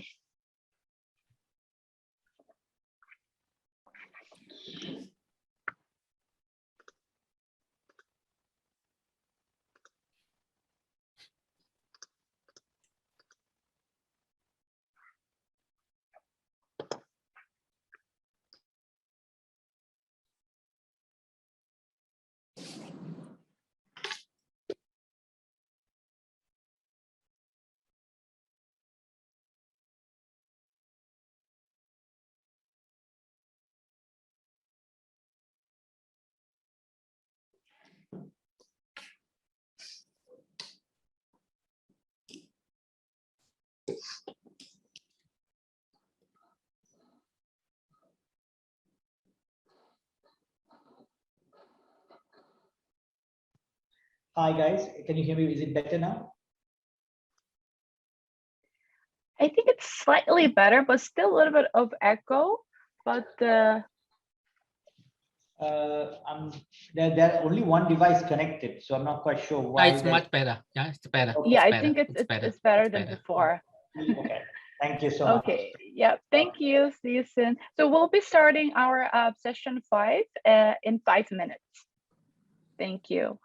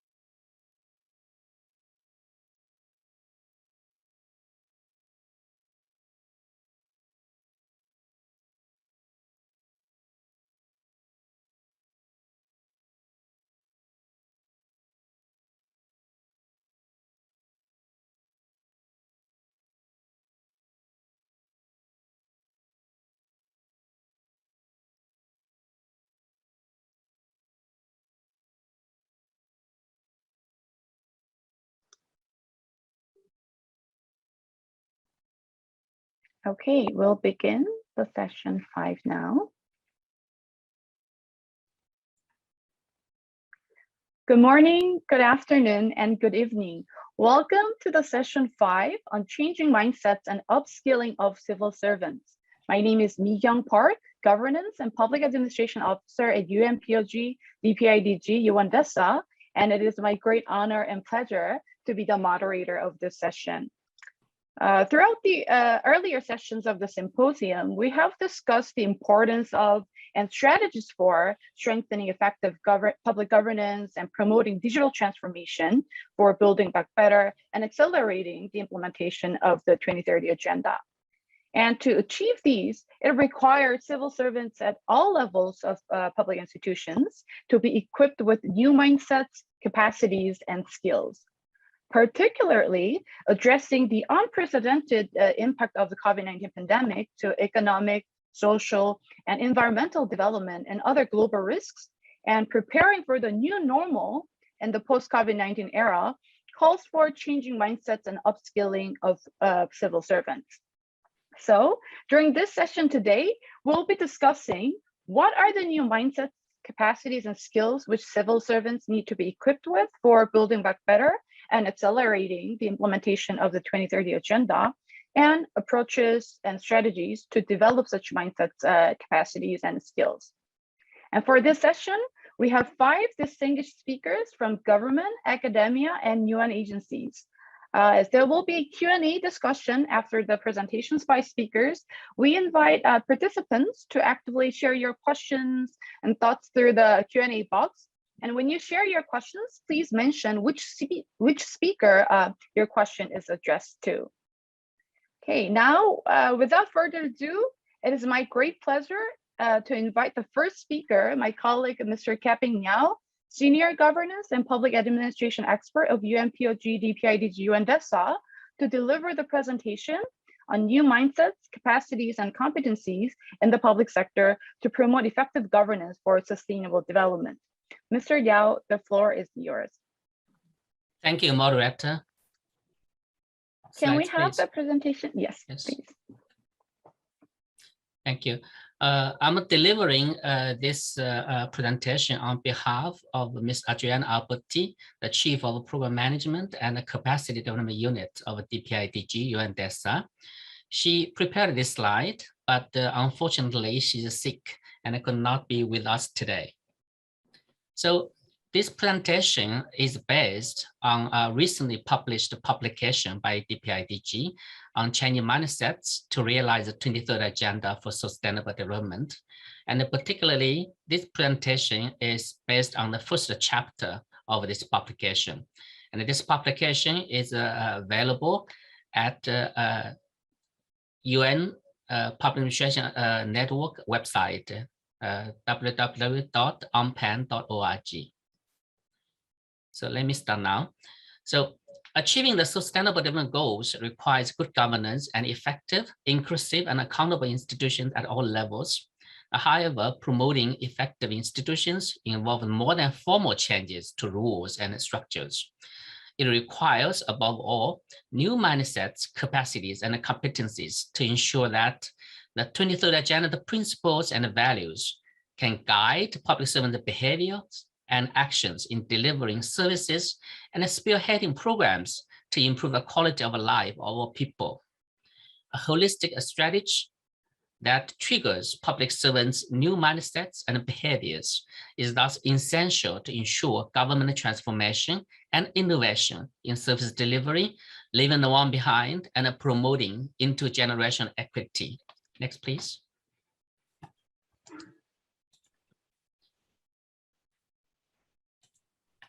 So for this presentation, there are 6 parts in line with the chapter. So first, we discuss why it is critical of effective governance for sustainable development and the need for new mindsets, and what is mindset, and why is it important to change mindsets to promote effective institutions, and what are those kind of new capacities, mindsets, and competencies needed, and also what are the strategies at the individual, organizational, and institutional levels to promote a change in mindsets. Yeah? Then some general conclusions. Next, please. We all know that the goal 16 is cross-cutting and also enabler for all the SDG goals. It needs for effective, accountable, and inclusive institutions. Also, my colleague, Mr. Buckingham, the head of office, has also highlighted the importance of 11 principles of effective governance for sustainable development. So they are clustered around 3 main areas like effectiveness, accountability, and inclusiveness. So the new mindset and a holistic approach to capacity development encompassing changes at individual, organizational, institutional, societal levels are needed to guide behaviors. Next, please. So now what is mindset? So what mindset have many definitions, but in general, a mindset consists of beliefs and attitudes that a person has assimilated throughout a lifetime about themselves and the world around them. Mindsets affect the way we think, see, and act. The mindsets also may comprise the worldview and self-perceptions that may matter for individuals and the psychological factors governing how choices are made and habits are formed. This includes value-based, motivational, or non-cognitive factors that can matter even more than cognitive factors for day-to-day decision-making. Next, please. And also, it is important to distinguish principles, values, belief, and attitudes. A belief is how we see the world. Attitude is how we interact with the world based on how we see the world. Values are what we deem to be important. For example, the loyalty, commitment, honesty, social justice. That guide beliefs and attitudes which shape the way we behave. So it is important to distinguish between personal values, which normally is internal, and institutional ones, which are external. Principles are external and universal. They are fundamental truths or propositions that serve as a foundation for a system of belief or behavior or for a chain of reasoning. Next, please. Now we talk about why it's important changing mindsets to promote effective institutions. So first, we should understand what institutions are and how institutional change occurs is essential to considering why changing mindsets is critical for institutional effectiveness. An essential characteristic of institution is that they have a dual nature.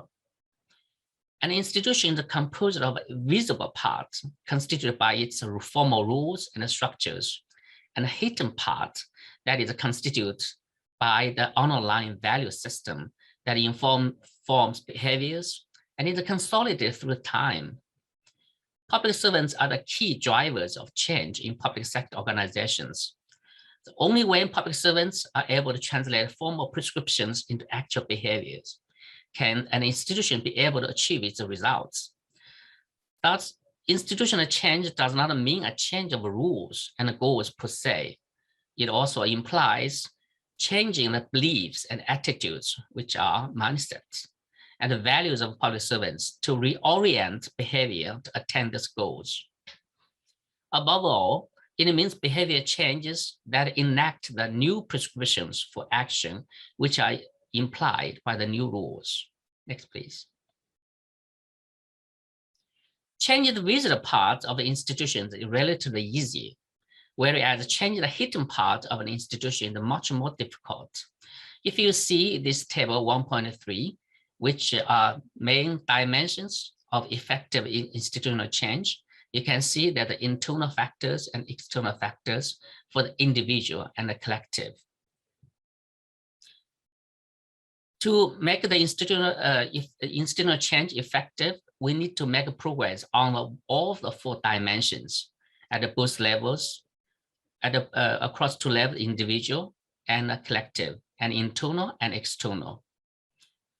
We also need to align the internal and external changes of the institution. Next, please. Then we now move to the what new capacities, mindsets, and competencies are needed to implement SDGs. Yeah. So given the broad scope of SDGs, it is clear that to achieve results and promote effectiveness, inclusiveness, and accountability, public servants will need to acquire new mindsets, capacities, and competencies. So in essence, capacity is the ability to achieve intended development results through desired change. It comes at 3 levels: individual, organizational, and institutional and enabling environment. Actually, yesterday during our session 3, our Professor Zheng Lei, he also mentioned about the digital government transformation capacities.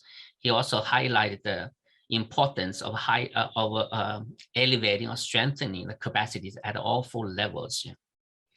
So new mindsets among the politicians and the public servants, such as beliefs and attitudes, are required to turn into action the key principles of the 23rd Agenda and the 11 principles of effective governance for sustainable development.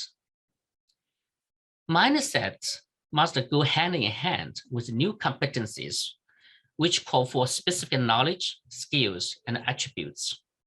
A competency should result in essential behaviors from the application of a set of theoretical knowledge and of technical and practical skills expected from those working for an organization. Next, please.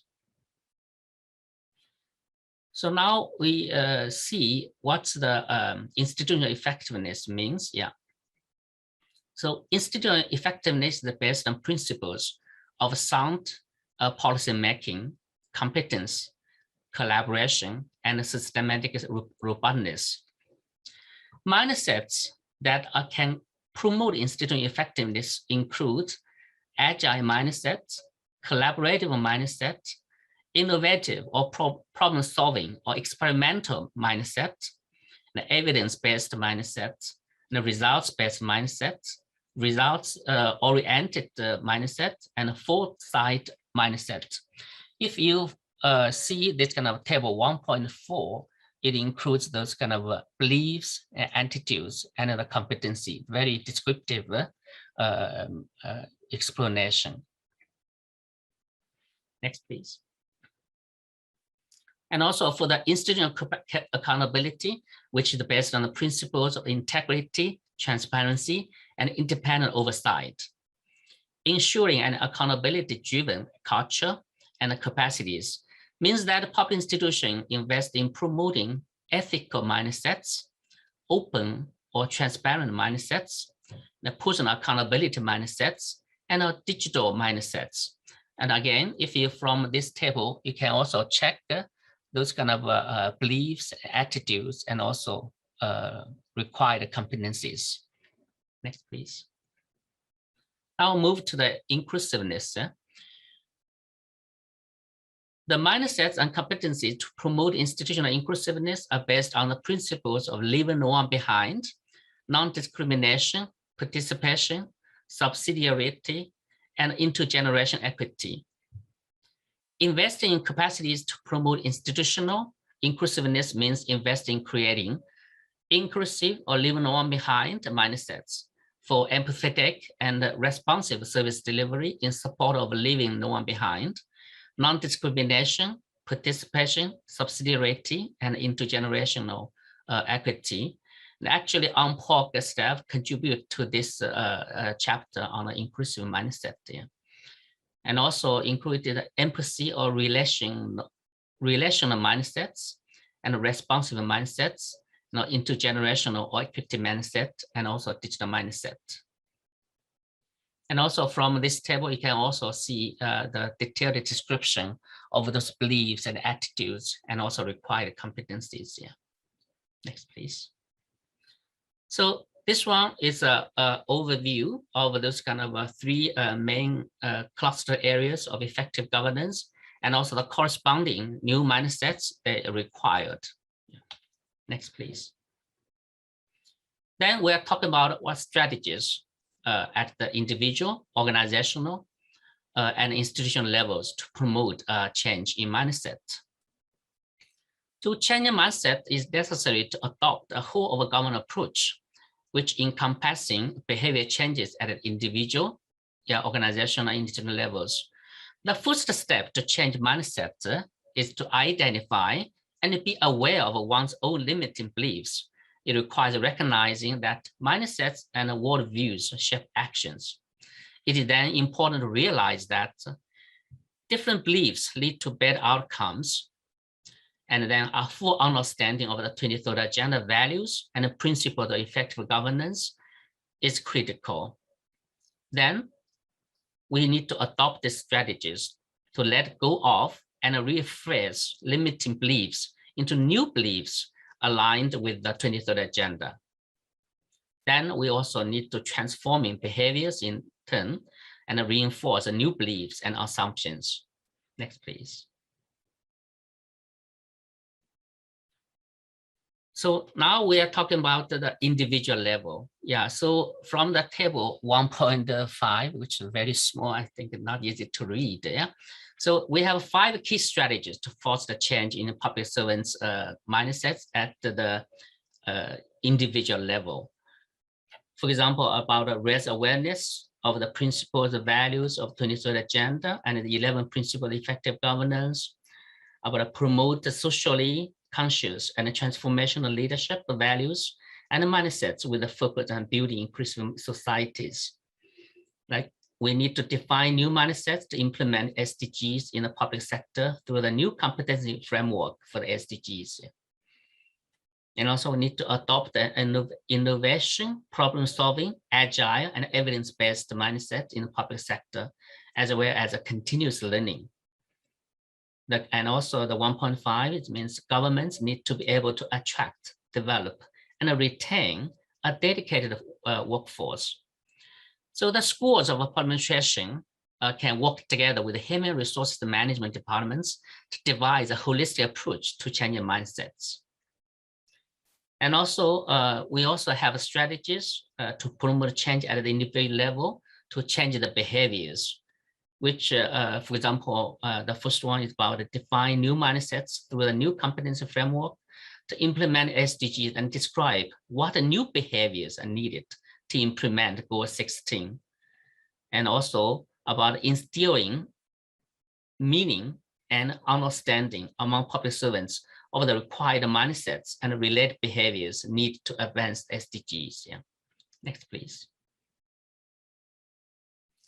And also we at the organizational level, if you see that from the left panel, it's about the strategy to promote change at organizational level from the cultural level. And from the right side, it's about the change at this institutional level. So you can refer to the publication letter. So I will not go through one by one with you because it's really not easily legible. Yeah. Next, please. So to summarize the four main messages, yeah, from this chapter. So first, this chapter or presentation argues that changing beliefs and attitudes of public servants is critical to ensuring institutional effectiveness of SDG implementation. It is the people, both in government and in society, who are essential to any change and who will translate the principles of the 2030 Agenda into meaningful actions. Second, we need to examine why changing mindsets is essential to promoting institutional effectiveness by analyzing the nature of institutions and institutional change. Institutions are very complex entities which are constituted by a visible and a hidden part. The third argument is that implementing the 2030 Agenda requires a change in public servants' behavior, which in turn is shaped by mindsets. Public institutions need to identify competencies that entail specific mindsets and behaviors.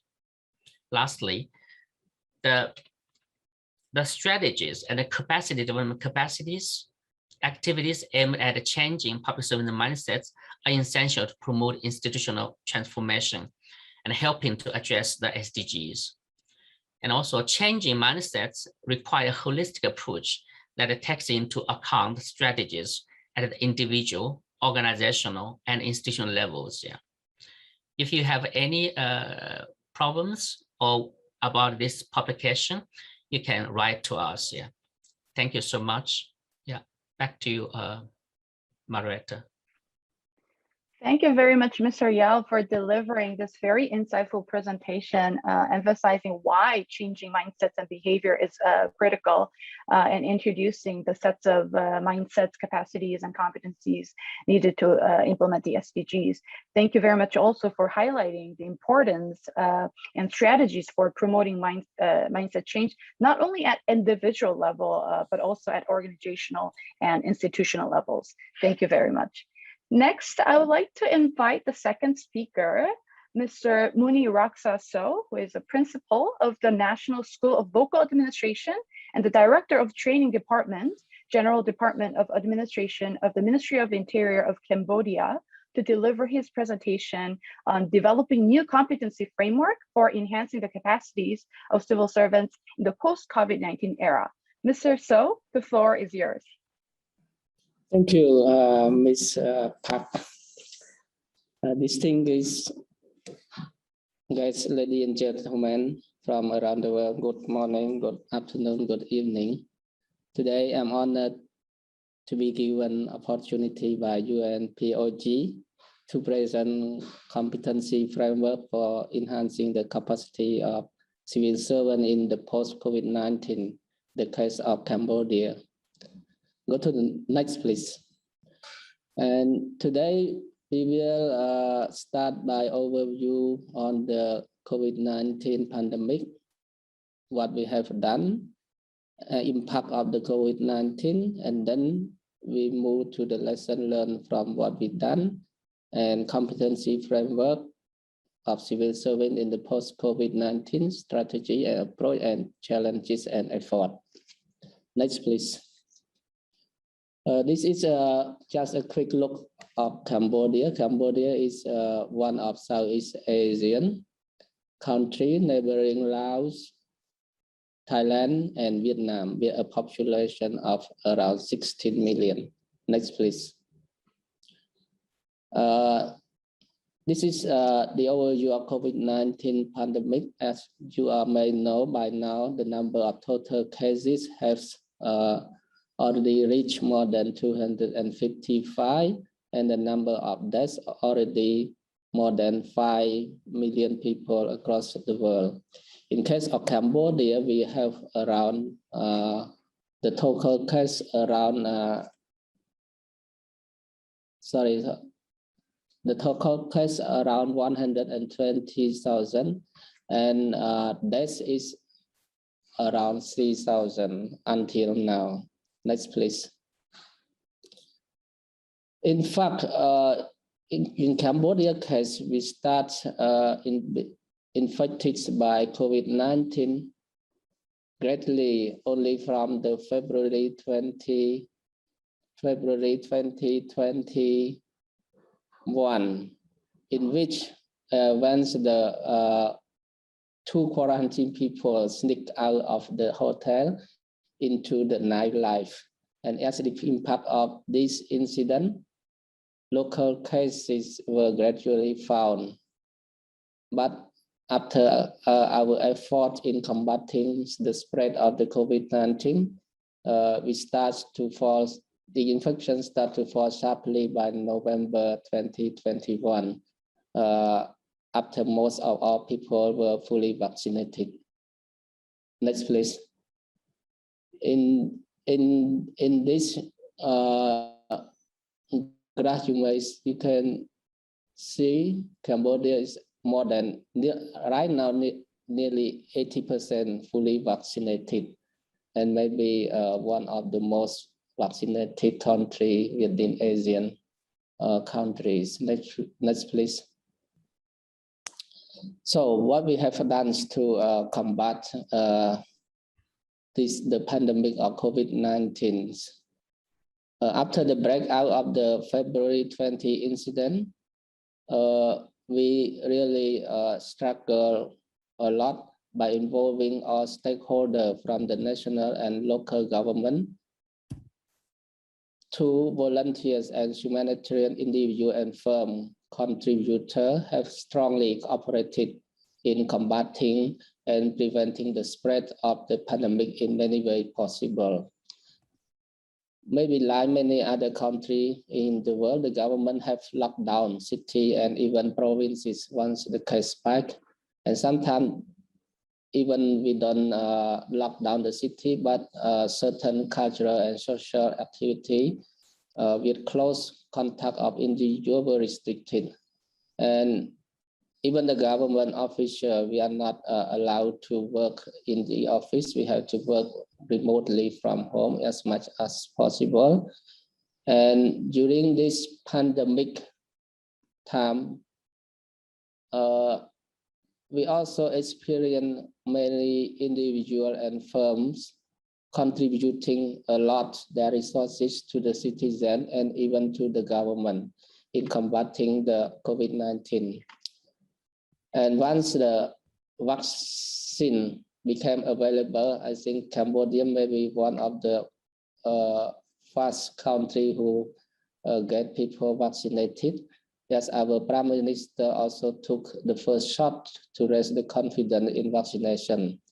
And by now, as I raised earlier, around 90% of Cambodia have been fully vaccinated.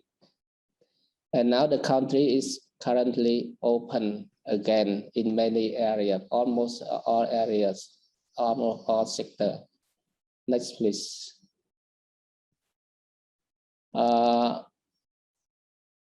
What we got as the impact of the COVID-19, maybe the other country also have the same experience. The economy of Cambodia has been greatly slowed down and moved backward in minus growth.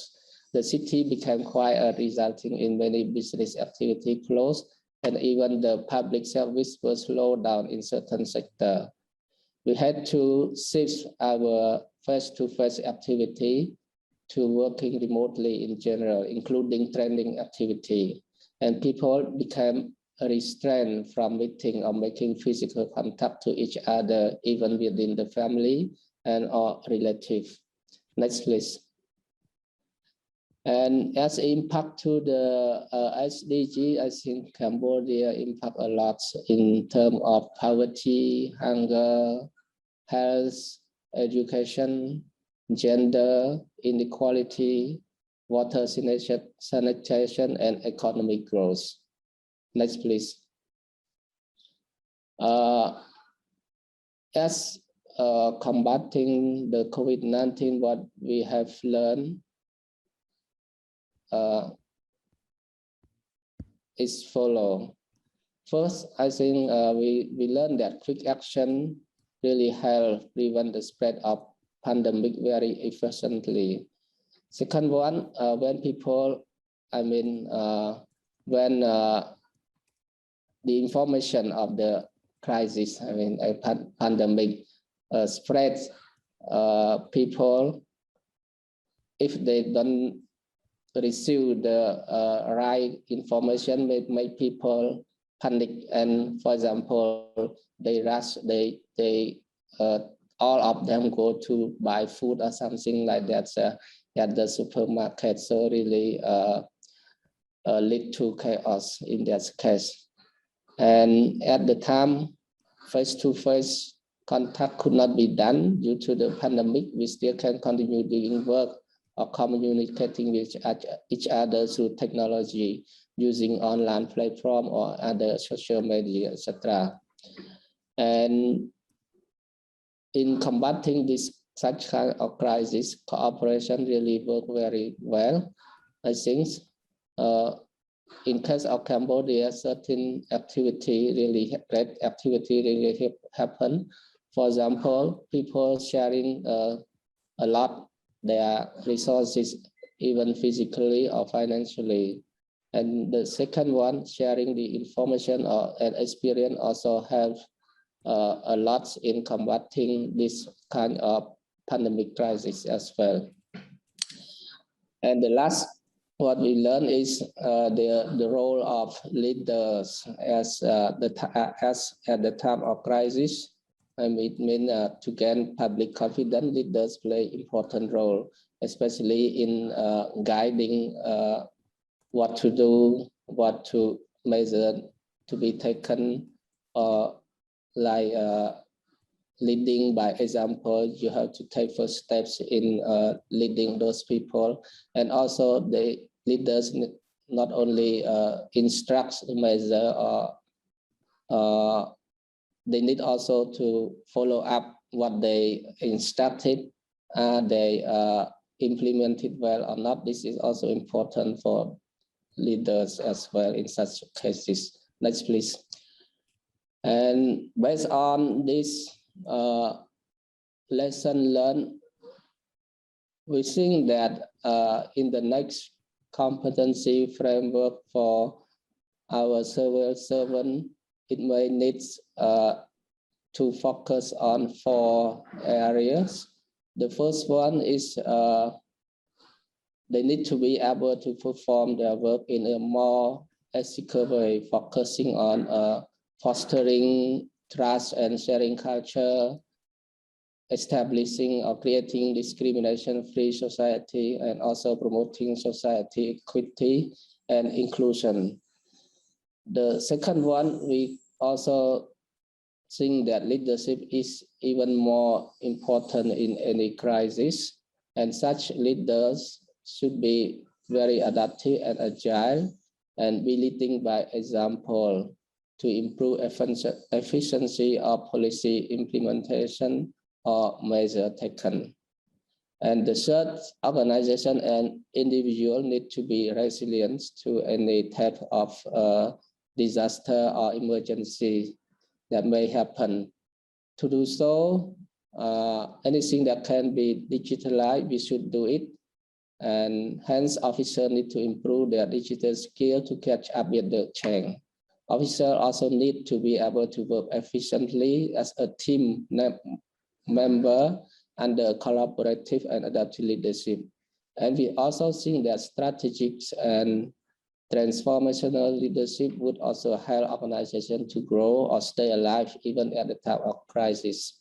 Lastly, the last competency we need is the capacity to engage and mobilize all stakeholders, both public and private, to address the challenges. Next, please. And this is our strategy. I think we need to institutionalize our new competition framework in our curricula, and then apply blended approaches to be familiar and get used to non-to-face training. And not only at class, we need also to promote sharing and cooperation culture at work and community. And also we need to seek to digitalize public services for citizens as much as possible. And not only public service, we also need to digitalize public service delivery as well, and also to digitalize and reduce the bureaucracy, procedure, and document. And lastly, we need to have the crisis mitigation plan and facility in place. Next, please.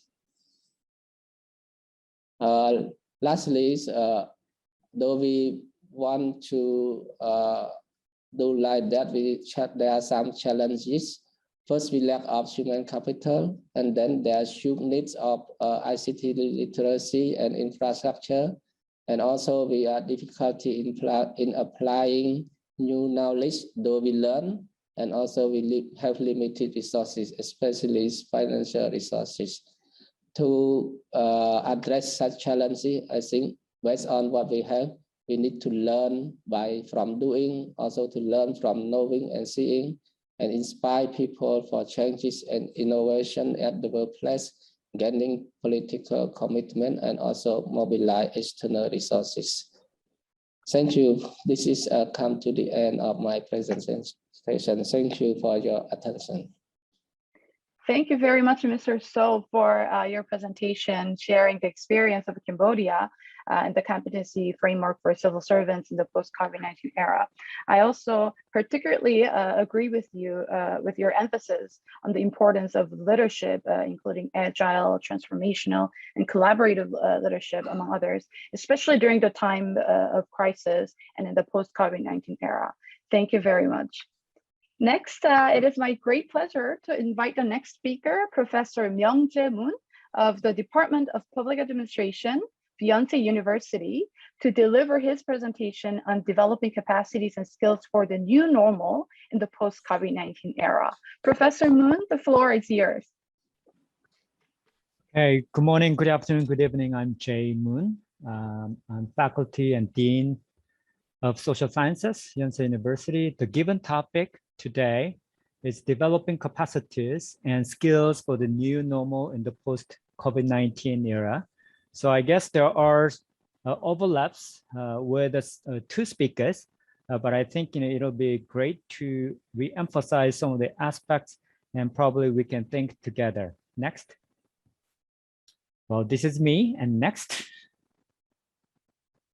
Well, take a look at some of the photos that I got from the Google. There are a lot of astonishing photos here and there. I'm sure that you have different issues in your country as we go through COVID-19 and vaccine issue, and there are a lot of societies are divided further. And also there are ongoing issues, political, social tensions and conflicts here and there. And a lot of questions remain. Next. The COVID-19 actually asks a lot of questions to us, and there are a lot of challenges on government regarding the speed of decision-making, regarding the bureaucratic system and capacity that we have, policy tools, collaboration among different sectors, and intergovernmental collaboration. And another question that I want to emphasize in this particular presentation: are public employees equipped with the right skills and competences? Well, there are some questions actually answered by two speakers, and I'll talk about some of those again. Next. Well, I just want to borrow a quotation from former Secretary Albright, and she said, "We are taking 21st century challenges, evaluating them with 20th century ideas, and responding with 19th century tools." So there is mismatch among questions and challenges that we have, and then institutional and legal arrangement that we have, which are old, and policy tools that we have is even older. What about skills and competencies of government officials? Next. Well, the fact is that we will have more COVID-19-like problems in the future. And infectious disease, climate action failure, digital breakdown, human environmental damages. So there are a lot of challenges that we need to solve as a whole. But the thing is that we are not doing good. And the question is, are we ready to solve those problems? And the answer is not really. So that's why we today discuss some of the capacity issues and skills of government officials and society as a whole. Next. Well, many people say, well, the nature of the wicked problems that we have is more complicated and complex. And four fundamental characteristics, basically complexity, volatility, ambiguity, and uncertainty, VUCA. And those are some of the main aspects of the challenges that we will have in future. So now to solve the VUCA, and we should be better equipped with a high level of skills and also mindsets, as the first speaker mentioned, and we'll talk about those later. Okay, next. Well, we are in different games. as we experienced in the pandemic. And I think this is seen in Australia. So you have here swimming pool and you have ocean. But I think in the new game is that probably we swim in the ocean, not in the safe swimming pool. So that the question of readiness is really something that we need to think about. Next. Well, I love this. Take a look at this one. There's a very interesting book, The Success Equation. And here, some of the sports game actually, some of the sports games are based on luck, relatively speaking, and some sports actually more determined by skill level. Well, probably combination. But I think the new game of rule of games in wicked problems is that there is luck component and there is a skill component.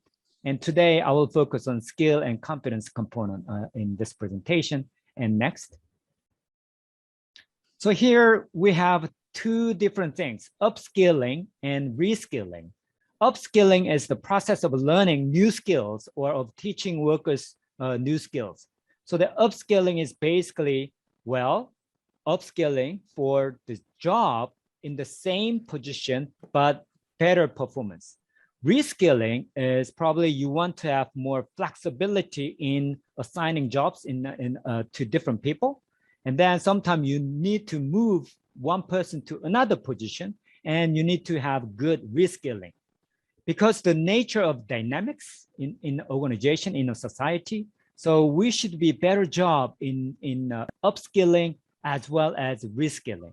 And the question is, how are we doing that? And the answer is we're not doing good. Next. Well, this is HR trends summarized by one of the consulting companies. There are a lot of new human resource trends. As you know, well, virtual onboarding, people analytics, usage of artificial intelligence, cloud-based HR systems, employee experience, online training, upskilling aspects. So there are a lot of new trends, and I think those are something that we we need to pay more attention to that. Next.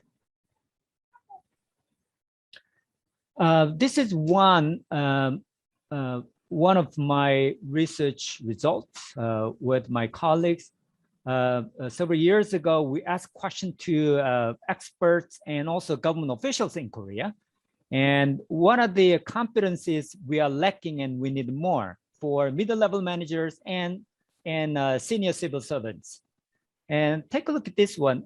Korean government servants are pretty much well known for their high level of competencies and commitments. But we all agree, experts and government officials, there are some lacking part and we need to be much better job. We should be a good job in preparing them. The highlighting aspects, lacking part is critical thinking, creativity, strategic thinking, communication, conflict management, organizational commitment for middle-level managers, adaptability, both. So that these are some of the common things that the first speaker pointed out, and then second speaker also pointed out. Next. So summarizing, critical strategic thinking, creativity, adaptability, agility, collaboration, and conflict management. Those are something that we should be prepared better for new normal era. Next. Critical thinking, well, and strategic thinking. And we sometimes, we have different elements. Critical thinking, you have problem solving, decision making, analyzing, so that you have good analytical skills and reasoning skills. Strategic thinking is more about the future oriented, so that forecasting, foresight capacities. Strategic thinking is defined as the individual capacity for thinking conceptually, imaginatively, systematically, and opportunistically with regard to the attainment of success in the future. So the more foresighted mind. So it's not just a skill, but it also requires the change in mindset as well as analytical foresight skills. Next. What about creativity? We're all asking government officials to be more creative, but it's easy to say, but the government organizations, many bureaucratic organizations are designed to be very stable. So the creativity is not necessarily well welcomed.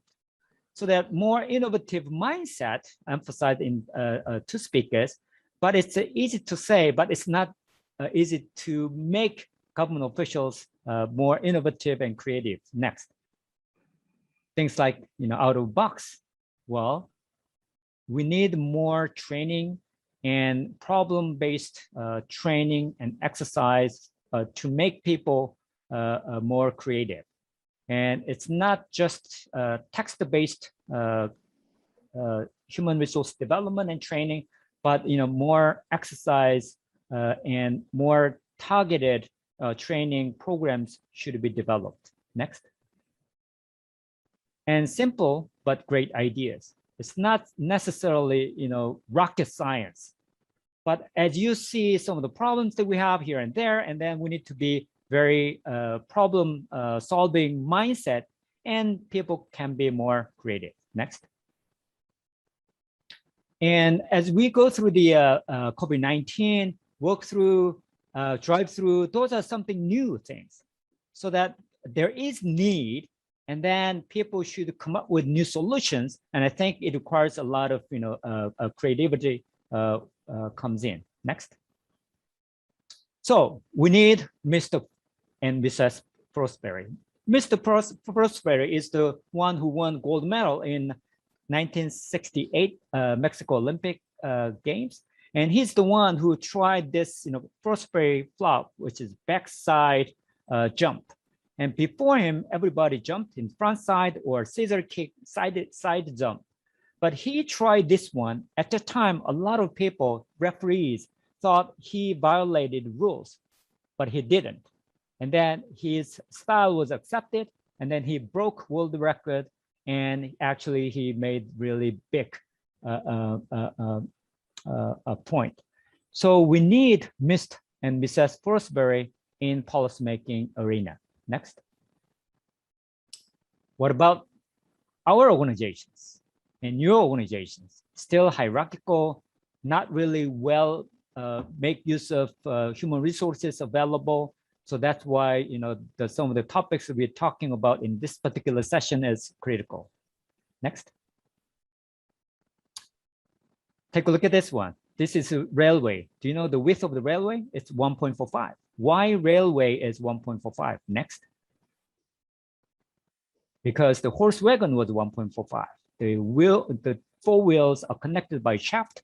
The length of the shaft was 1.45. And then train became 1.45. Why? Next. Horse wagon 1.45. Roman era, Roman chariot was 1.45 because they used two horses. Next. What about rocket engine size, diameter? The diameter is also 1.45 because next, they carry by train. So here, Roman chariot 1.45, horse wagon 1.45, train 1.45, rocket engine 1.45. There's something that we don't want to change. Each country's culture, tradition, we don't want to change, but capacity should be changed to be ready for new normal era. Thank you. Thank you very much, Professor Moon, for sharing your insights on the competencies needed to address the current risks and challenges we're confronting and for the era of new normal. I think your presentation provided many thought-provoking ideas on the approaches and strategies to developing these competencies, including critical and strategic thinking, creativity, adaptability, agility, collaboration, and conflict management. Thank you very much. Next, it is my great pleasure to invite our next speaker, Mr. Sean Dorrell, Program Officer at the ITU Regional Office for Asia and the Pacific. It's also highlighted by other speakers. Digital skills of civil servants have become even more important for accelerating digital transformation. Mr. Dorrell will be presenting on assessing digital skills readiness for digital transformation. Mr. Dorrell, the floor is yours. Thank you very much for your kind introduction, Ms. Moderator. Good morning, good afternoon, and good evening to all distinguished participants. First, I'd like to take this opportunity to thank UNPOG and UNDESA for inviting ITU to this important symposium, and also for giving us this opportunity to contribute towards possible approaches on assessing digital skills readiness for digital transformation. Next slide, please. Before I begin, allow me to provide a brief introduction of ITU and what we do. ITU is the United Nations Specialized Agency for ICT. We operate through 3 sectors: the ITUR, which are responsible in coordinating radio frequency spectrum; the ITUT, which is responsible for global standards; and ITUD, and who's responsible for bridging the digital divide. ITU supports the SDG through its Connect 2030 strategic goals, which focuses on growth, inclusiveness, sustainability, as well as innovation and partnership. Next slide, please. So to add some context on what are the necessary digital skills and competency for public servants to promote digital transformation, in particular to build back better for preparing the post-COVID-19 era, let's first have a look at what are in terms of digital, a snapshot of digital connectivity and also whole of government approach, which are key enablers in supporting digital transformation under ICT for development. So the snapshot here is to highlight that globally we have made significant progress in connecting citizens to the internet. We could see high mobile coverage, 3G and 4G services, as well as signals. However, digital divide still remains, particularly in internet usage, where only half of the world's population are connected and less than half of them are women. Next slide, please. So you could see similar trends in Asia Pacific, a bit slightly higher than the global average. There's still much to be done to connect half of the world's population. And it's not about just bringing connectivity to citizens, but also to promote meaningful use of these connectivity. So this is when government and civil servants, they play a key role in bringing digital transformation to at the national level. And I believe it requires change in mindset, as mentioned by previous speakers, paradigm shift on how we approach ICT for development, breaking barriers, crossing barriers through cross-sectoral efforts within key economic and social sectors in the country to support achievement of the SDG. So there's still much to be done. Next slide, please.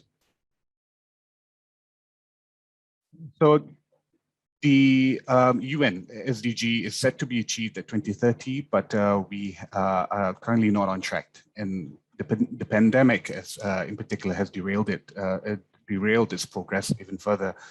We agree that it is important for civil servants need to move away from silo mentality, develop a more collaborative mindset for better institutional coordination and policy coherence, and equip them with systematic design thinking skills, as well as integrated, holistic decision-making, problem-solving competencies. So I believe that the readiness to embrace digital transformation is not due to the lack of efforts and investment. In fact, billions of dollars has been spent on digital transformation, but instead it's hampered by lack of coordination, particularly from not taking a whole of government approach to digital investment. So at ITU, we recognize the importance of this whole of government approach, especially in this post-COVID era, to be placed at the center of digital development initiatives, especially in tackling issues related to affordability, sustainability of service that are provided to communities. And the framework of the whole of government approach, as you can see in the screen, it makes the connection between the SDG and the whole of government approach strategy. And this brings strategies, it brings together strategies from key economic areas and social sectors, for example, agriculture, health, education, financial, as well as other sectors connected through this common ICT blocks. Next slide, please. So to enable the whole of government approach in connecting the common ICT blocks, ITU together with Digital Impact Alliance developed a model that is borrowed from enterprise architecture planning, which is a process to align organization ICT investment to its business strategy. So this enterprise architecture is an invaluable skills as it is a standard practice in many large organizations. How it is, however, it is a complex and resource intensive practice, and it's down to resources and skills that are available to implement it. So hence, ITU, Government of Estonia, GIZ, and Digital Impact Alliance in collaboration in 2020, we've introduced GovStack. The goal is to support government to accelerate national digital transformation and the digitalization of government services to achieve the SDG by 2030. Next slide, please.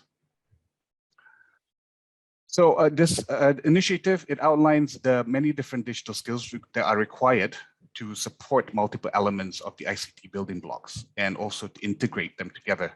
And the ICT building blocks, they share certain characteristics, basically to define functionality, providing ability to scale, compliance with relevant standards, as well as its capability to interoperate within ICT building blocks.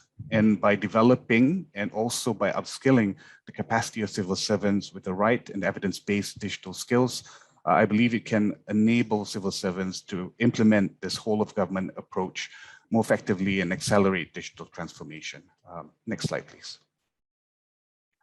So through whole of government approach, the aim is that the digital skills to implement the common ICT block, it can enable government to provide low cost, better scalability, multi-sectoral collaboration, and also partnership. And this is a paradigm shift as to how we approach the use of connectivity when we discuss on supporting underserved communities, especially as many government, they lack economic justification and human resource, to provide connectivity at the underserved, for the underserved community. Next slide, please. So to transform the civil service on how they could operate and deliver value to customers or to the public is to integrate digital technology into all areas of business. And for that, we need to move along the digital transformation process, moving from the analog system to digitization of physical documents, and then digitalization of using this digitized resources, and finally achieving complete digital transformation process. Next slide, please. Thank you. So, so what are the strategies and approaches and tools that we could use to assess digital readiness? I just wanted to thank Professor Jay Moon earlier for sharing the differences between the new skills, reskilling, and also upskilling earlier. And I believe that we need to address this topic, particularly on the digital skills gap, which exists, as you can see on the screen, at the level, at the community level, and in this context, at the amongst the civil servants. We need to further promote digital inclusion, where all citizens should be equipped with at least basic to intermediate digital skills so that they could use ICT meaningfully. And also, we need to continue developing digital talent with advanced digital skills so that they can, and with all this, we can harness and enable a citizen that is full, that could fully support and enable the digital economy. Next slide, please. So we believe that we need to do this quick. We need to equip everyone with digital skills, because digital skills gap is growing, and it's evident in various reports, particularly for developing countries. APAC 2020 report, they are seeing demand for digital skills workers are growing faster than supply. And Cisco, they've highlighted the lack of digital skills as top 2 challenges by SMEs in Asia Pacific. Next slide, please. Hence, just a quick overview that as outlined in the slide, I believe that leaders, civil servants, we must they must equip themselves with the knowledge and skills, in particular on the latest trends of technologies, as you can see on the screen, to lead future of the digital economy. Next slide, please. So to support capacity development of civil servants, as I mentioned, we need an evidence-based approach to develop strategies and digital skill strategies and digital readiness of civil servants. At ITU, we continue to support countries to develop their national digital skill strategies and also support their digital transformation. So in 2020, we launched the Digital Skills Assessment Guidebook, which aims to support policymakers, private sectors, academia, NGOs, to assess their skill supply and demand, and also to also determine existing future skills gap. And this assessment will provide stakeholders evidence-based data to develop robust digital skills strategy, be it at the national as well as at the organizational level. Next slide, please. And also the guidebook, it provides, sorry, just a bit of detail on the guidebook. It provides a step-by-step approaches to develop digital skills framework based on available best approaches as well as best practices across the globe. It also explains how to assess the digital skills, supply of digital talent, and also how to assess the skills needs, or in short, the demand that is needed. Next slide, please. So finally, I mean, what are the major challenges of countries in enhancing those digital skills? What are the innovative practices to address those challenges? So I think it's important for us to share, and as country implement and develop digital skills strategies, to be aware of these common challenges and also relevant approaches or successful approaches to implement digital skills strategies. All these challenges and approaches highlighted on the slide, it is well aligned with the whole of government approach that was mentioned earlier, in particular where it supports scalability, sustainability, affordability, providing, developing digital talent, as well as identifying digital future trends needed to support digital transformation. Next slide, please. So at ITU, we continue to support countries to upskill capacity in ICT and digital skills through various initiatives and knowledge resources in which we welcome you to visit and explore. We support intermediate as well as advanced level digital skills through our Centers of Excellence program, which covers training topics highlighted in the previous slide regarding future technology trends.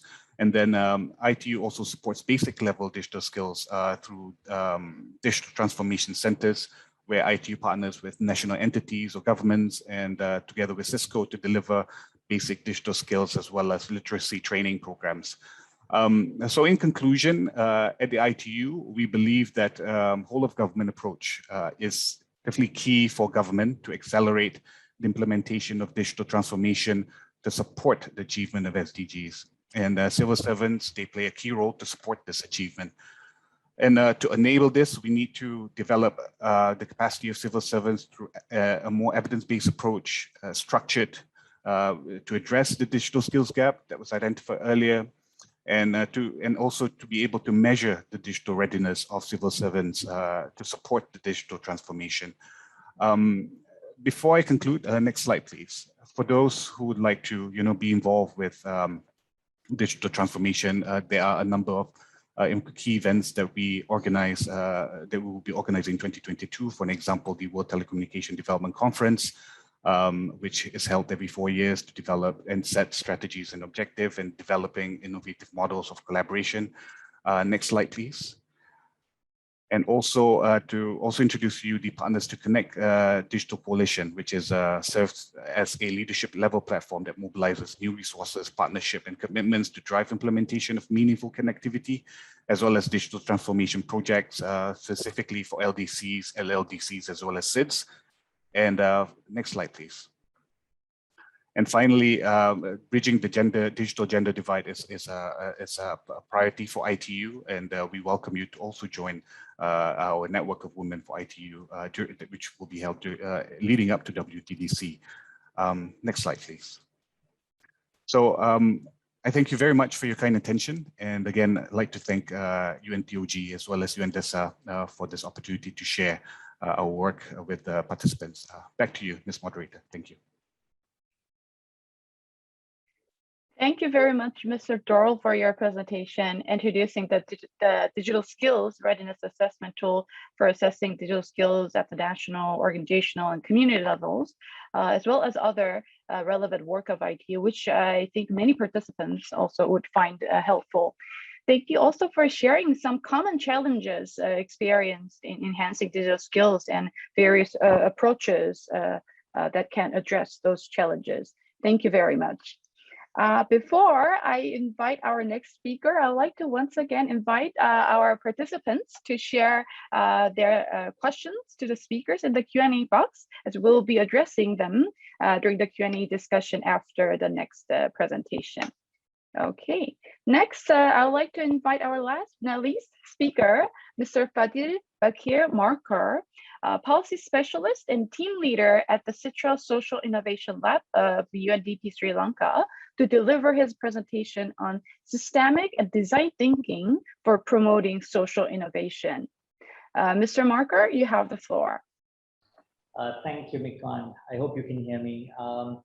Really, good morning, good afternoon, good evening to all of you, and so pleased in a way, coming in after such valuable presentations. I think I can probably connect to some of them, reinforce some of them. I think Professor Jaimoon did highlight that as well, how he was reinforcing some of the points made before him, and I would sort of hopefully reinforce some of the points through this presentation as well. I'm so pleased to hear all of them, and I probably would connect with some of the panelists as well to learn more about some of the things and to also collaborate, especially just Sean, you mentioned a few things at the end that I think we can bring in. I also take a cue from Sean here to just tell you a little bit about Citra Social Innovation Lab. Citra Social Innovation Lab was established as part of the Government of Sri Lanka and UNDP initiative, the first social innovation lab in this region. And it's been in existence for close to 4 years now, and working primarily in its new iteration with the public sector on digital transformation, young people, and education as the key SDG drivers that we believe that can drive and transform Sri Lanka in that sense. So what do I want to do today? I want to take you through the importance of design thinking, systems thinking, systemic design, what these really mean to us as an innovation team, and also its role within the public sector specifically, and how we believe through capacitating public sector at both the individual and organizational levels, we can truly create and drive a transformation in the sector to be more forward-facing, agile, effective, and when providing services to its citizenry and addressing the so-called wicked problems that Professor Moon did highlight and show us. Next slide, please. Design thinking is very much an iterative process in which we seek to understand the end user, challenge the assumptions around the specific redefined problems in an attempt to identify alternative strategies and solutions that might not instantly be apparent when looking at an issue from a surface level approach. It is also described as being a solution-based approach to solving problems, and is a way of thinking and working as well as a collection of hands-on methods. Design thinking revolves around the deep interest in developing an understanding of the people whom we are designing the services. That is why developing empathy with the end user is a big component of design thinking, so that through questioning assumptions, we are able to find the best suited solution to those affected by it. It has 5 stages, and you can see it on the screen, with empathizing being the first step, followed by defining the problem, ideating around the solution, prototyping the solution, and testing it. And this can be repeated multiple times over and over again. Next slide, please. Systems thinking, on the other hand, is very simply put, thinking about events, patterns, issues, solutions, all in the way of being interconnected and as a sum of smaller components. It requires us to change our mindset. And we spoke a lot about mindset during this session, into thinking from a holistic approach, a whole of society, whole of government, whatever we call it. That holistic approach is needed when analyzing an issue, so that we can focus on the way that a system's different moving parts interrelate and how systems work over time within the context of a larger system, all with the end objective of finding more comprehensive and holistic solutions to address the entirety of the issue at hand. Next slide, please. Systemic design, then, is a mix between both systems thinking, which is looking at the world as a series of connections, relationships, and interactions, and design thinking, which is our problem-solving toolkit that allows for learning through action and experimentation. Peter Singh, who has spoken extensively on systemic design, explains it as being a discipline for seeing the wholes. It is a framework for seeing interrelationships rather than the things, for seeing patterns of change rather than static snapshots. Through this merging of approaches and ways of thinking, systemic design that provides us with a unique aspect, such as being able to commit to slow systemic change, while building momentum through rapid, tangible local action. Cultivate champions, engage widely, continually sweep in perspectives, mobilize around compelling visions, expose costs and risks, learn through reflection, construct on multiple rich, messy, dynamic representations of systems, novel collaborations, and last but not least, prototype the future in a controlled and in an inexpensive manner.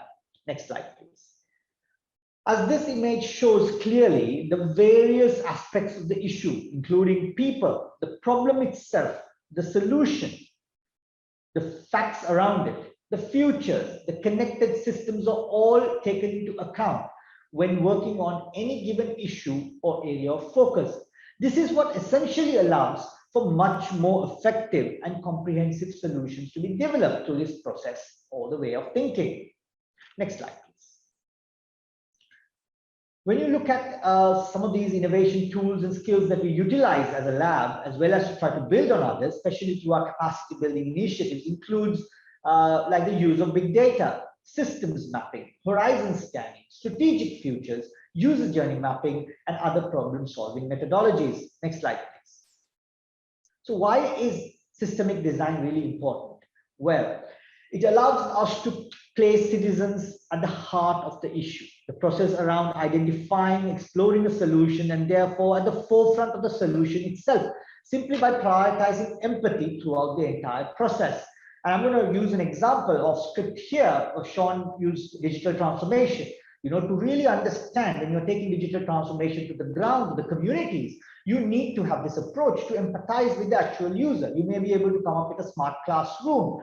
But however, if there is no technology, if there is no security, if there is no process, if there's a clear digital divide or other social, political, economic factors affecting, the solution may not be holistic or it may not actually solve the problem. So you need to understand those elements as well. And this is why I say this systemic design approach allows you to look at it in a holistic way. Do not lead to unanticipated repercussions, which are repercussions that we have seen in Sri Lanka by public sector trying to take on certain solutions, but have had repercussions. So, or it won't face siloed impacts because you're looking at the issue from a 360-degree view, taking account the multifaceted angles and aspects of the problem.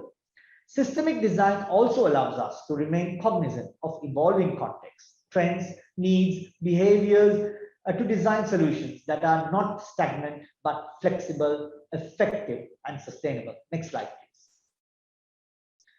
The role of systemic design within the public sector, we believe it nurtures creativity. We have seen that it nurtures agility required to conceptualize and design solutions.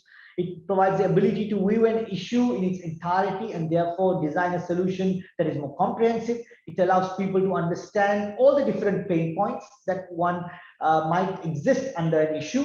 Through systemic design approaches, you can find solutions to not only one of those pain points, but all of them. And you treat or address the problem as a whole. It also works towards strengthening existing officials who are working to create change within the system by empowering one of the main aspects of the pillars of the systemic design, the people. And through this, we can work towards creating a citizen-centric and digitally equipped public sector. Next slide, please. Understanding this, one of our flagship programs or initiatives that we follow is the Next Generation Fellowship Program, which is an experiential learning program aimed at equipping public sector to be more agile, innovative, and citizen-centric. This is our intervention at the individual level to capacitate the public sector. It essentially aims to build a network of innovation champions who will contribute to a systemic change from the sector to push it to become more forward-thinking. The fellowship focuses on imparting technical skills on systemic design, human-centered design, foresighting practices, digital skills, innovation tools, and prototyping networks, prototyping techniques. Next slide, please. And in a nutshell, this provides the selection process, the 5-day modality we follow, mentoring phase, and the recap session. We work with government agencies from the public sector to public sector reform agendas to the digital agency of Sri Lanka, etc., to provide this training. Next slide, please.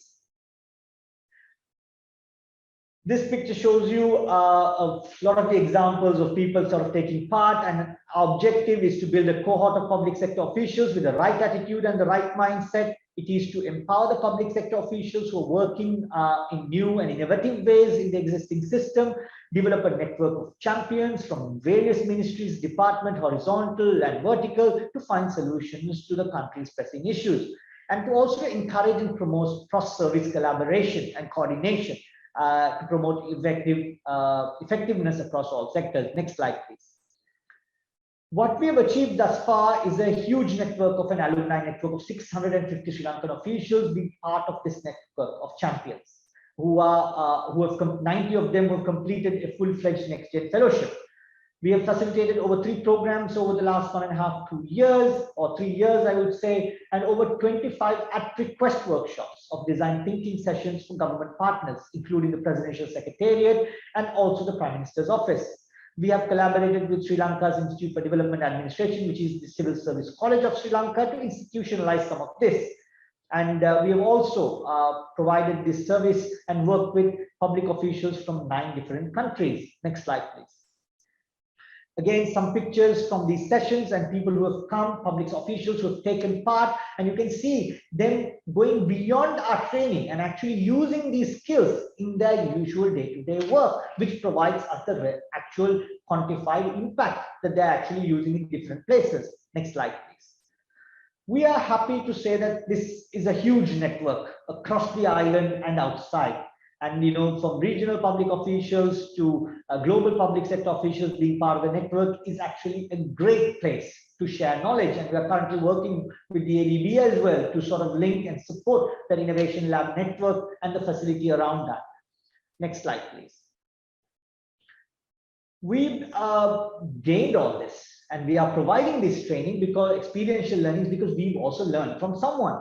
The folks such as Nesta, States of Change, Alberta Collab in Canada, Pulse Lab, Jakarta, in Jakarta, Fields of Women in India, and others. We have gone through multiple trainings, iterations, been exposed, and we are using them in a context-specific way and using the tools in a tailor-made manner to provide this for the Sri Lankan public officials.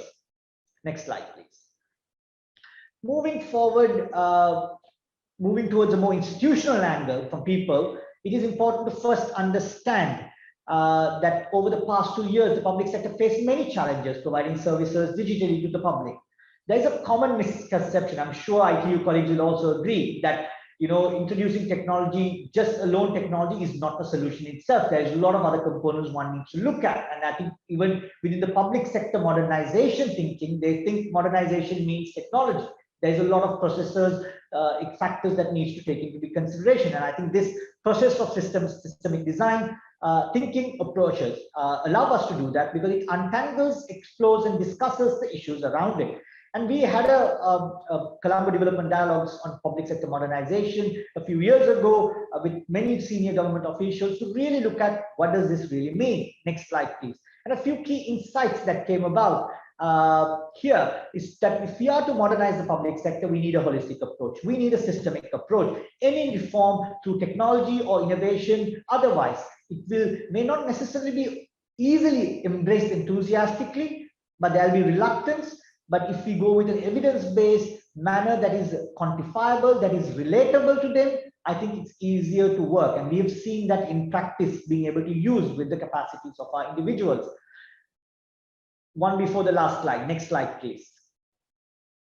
We have spoken how public sector is at the core of, we spoke how public sector is at the core of any country's function. In Sri Lanka, the Civil Service College, or the SLIDA, Sri Lankan Institute for Development Administration, is at the epicenter of this incubating space for public sector. To this end, in order to successfully equip public officials, we need to look at giving capacities and skills, reskilling, upskilling across the board. One of the things that UNDP and Citra Lab has worked with them is to look at through consultations and working sessions, what are the main areas for improvement? And something that we've come from the college itself is that they need demand-driven training curriculum reform. They need to expand resource personnel to include private sector, academia, and international expertise beyond their usual trainers. 3, create conducive learning spaces and not the standard spaces that you have. to provide this experimentation mindset and a space to provide and work to change the attitudes and the behaviors of the staff. By working on these challenges, changing these three aspects, we aim to transform this college as an organization, which will in turn change the attitudes, mental models, and technical skills, each of the public sector officials going through the trainings of our institution. Next slide, please. And my last slide. Can we have the next slide, please? Yes. I'll leave you with this quote, which actually we have it up on our wall at the Citra Innovation Lab, which I invite you all to visit when time permits, when you visit Sri Lanka.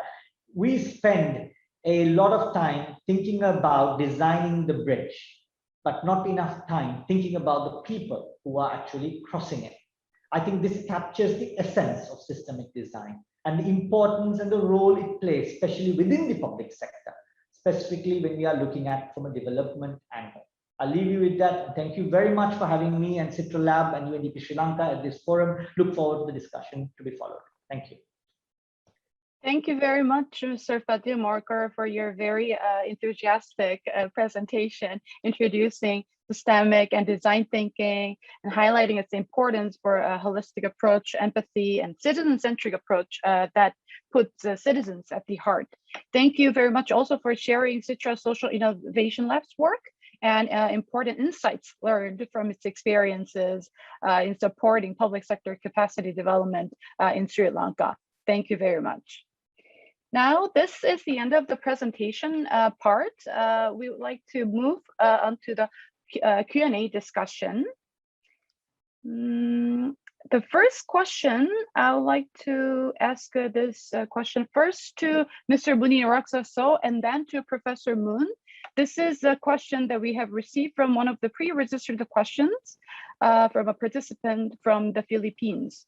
The question is, what type of leadership is necessary for good governance? So first, I would like to invite Mr. Muni Raksaso, especially you have highlighted leadership in your presentation. So Mr. So, could you first elaborate further to this answer, to answer this question, please? What is leadership for good governance? What type of leadership is necessary? Yes, for good governance. For good governance. I think when we talk about good governance, the meaning of good governance it may differ from one country to another. In case of Cambodia, our good governance focus on 8 or 9 elements, including transparency, accountability, rule of law, participation, civic engagement, something like that. We have 8 elements. So in order to promote such kinds of practice within the government, I think the leadership style that would be appropriate, maybe such kinds of ethical leadership, collaborative leadership, and also maybe transformational leadership as well, as it will bring the organization prosper in the futures. Thank you. Thank you. Thank you, Mr. So, for sharing the major elements of good governance of Cambodia and also the related leadership dimensions in that regard. May I invite Professor Moon to share his insights and thoughts to the same question on this leadership or good governance, please. Professor Moon. Okay, well, leadership is the one that widely said, but not practically well practiced in many countries and many organizations. Given the nature of new normal and wicked problems, one single leadership style might not work. So that first of all, well, collaborative leadership style might be essential because you need to work with many other actors and stakeholders. But at the same time, the unity of leadership is also very, very important, because if you listen to many people and then not decided and then nothing happening. So the collaborative nature is important, but at the same time, when you have good consensus and the unity of leadership is also important.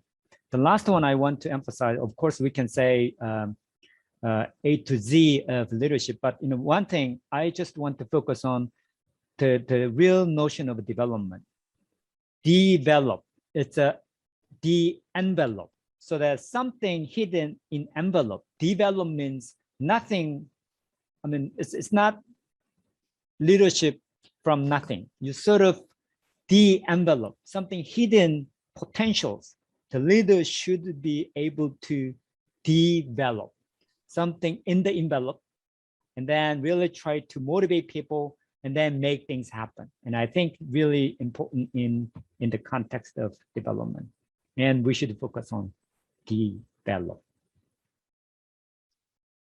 Thank you very much, Professor Moon, for sharing your insights and thoughts, especially highlighting the collaborative leadership and unity of leadership as well. Thank you. Next, I see one more question from the Q&A box. This question, I would like to invite Mr. Fadil Marker to answer this question. This question is from the participant, Ms. Deborah Kim. What are the challenges you've encountered in integrating design thinking in the public sector? She said, especially curious about institutional challenges that surface during the empathy process. Mr. Marker, if you could kindly share your experiences to answer this question, that will be appreciated. Thank you. Yes. Thank you, Mikwan. I think I would just take that. It's an interesting question. There are certainly challenges. It's not straightforward, taking it up there and sort of introducing a different one. I think is the culture within public sector. If you have a very traditional culture that you're so used to doing what you're doing, not open for change, the solution, if that's the problem, the solution, even before talking to the person, the solution. That mindset and that culture doesn't really work. And tied to that is the hierarchical approach. I think we feel that public sector often, not just related to Sri Lanka, but many places, I would say, sucks in new recruits to a way of thinking, a mindset.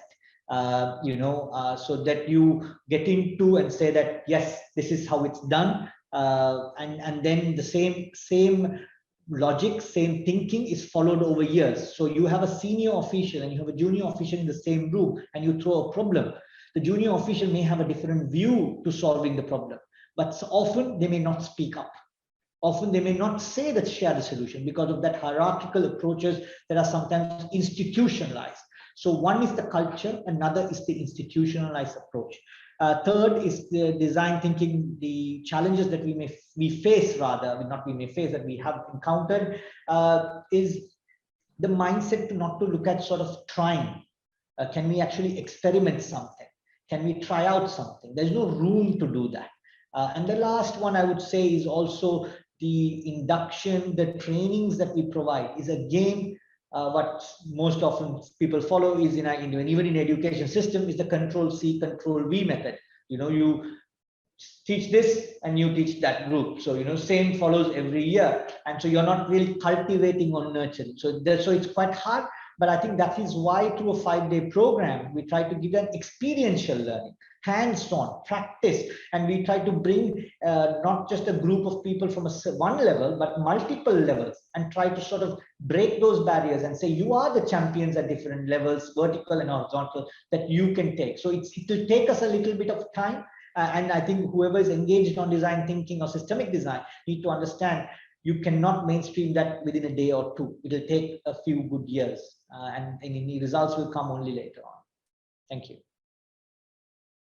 Thank you, Mr. Marker, for sharing your answer, especially highlighting the importance of culture and institutional arrangement, but also experimental mind, and also emphasizing the approach that your institution is taking, highlighting providing the hands-on experiences, trainings at the especially multi-level. Yeah, thank you very much for your answer. Next question I would like to invite Mr. Capignal this question. I see it's already answered during the through the Q&A box, but I think it would be a good idea to share with the other participants. This question is from Mr. Rahman from BPATC of Bangladesh. The question is, what are guides to make a new mindset and positive attitude that have been created from trainings, symposium, workshops sustainable? Yes, Mr. Capignal, could you share your answer, please? Okay, thank you. Very good question. Actually, this is also an issue that we often discussed about, that to ensure how to ensure the effectiveness and impact of this kind of trainings. Yeah. So my simple answer is that these new mindsets and positive attitudes that are developed through this kind of training events should be incorporated in the competency framework. And ideally, they can become part of the performance appraisal by HR departments or results-based management framework. So it's very important that the peer schools should work closely with HR departments, as I just introduced in the presentation, to change the mindsets at the individual level. Of course, the competency framework should be also under constant scrutiny to reflect the new requirements on civil servants. Yeah.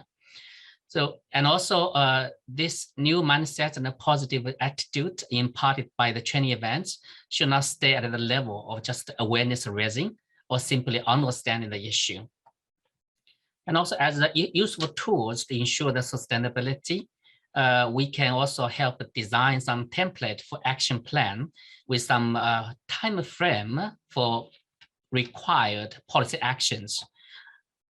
This is something that we are currently doing. Actually, our office is doing when we provided the capacity building activity for Laos and also for our training toolkits. Yeah, we are also designing this kind of a template for action plan.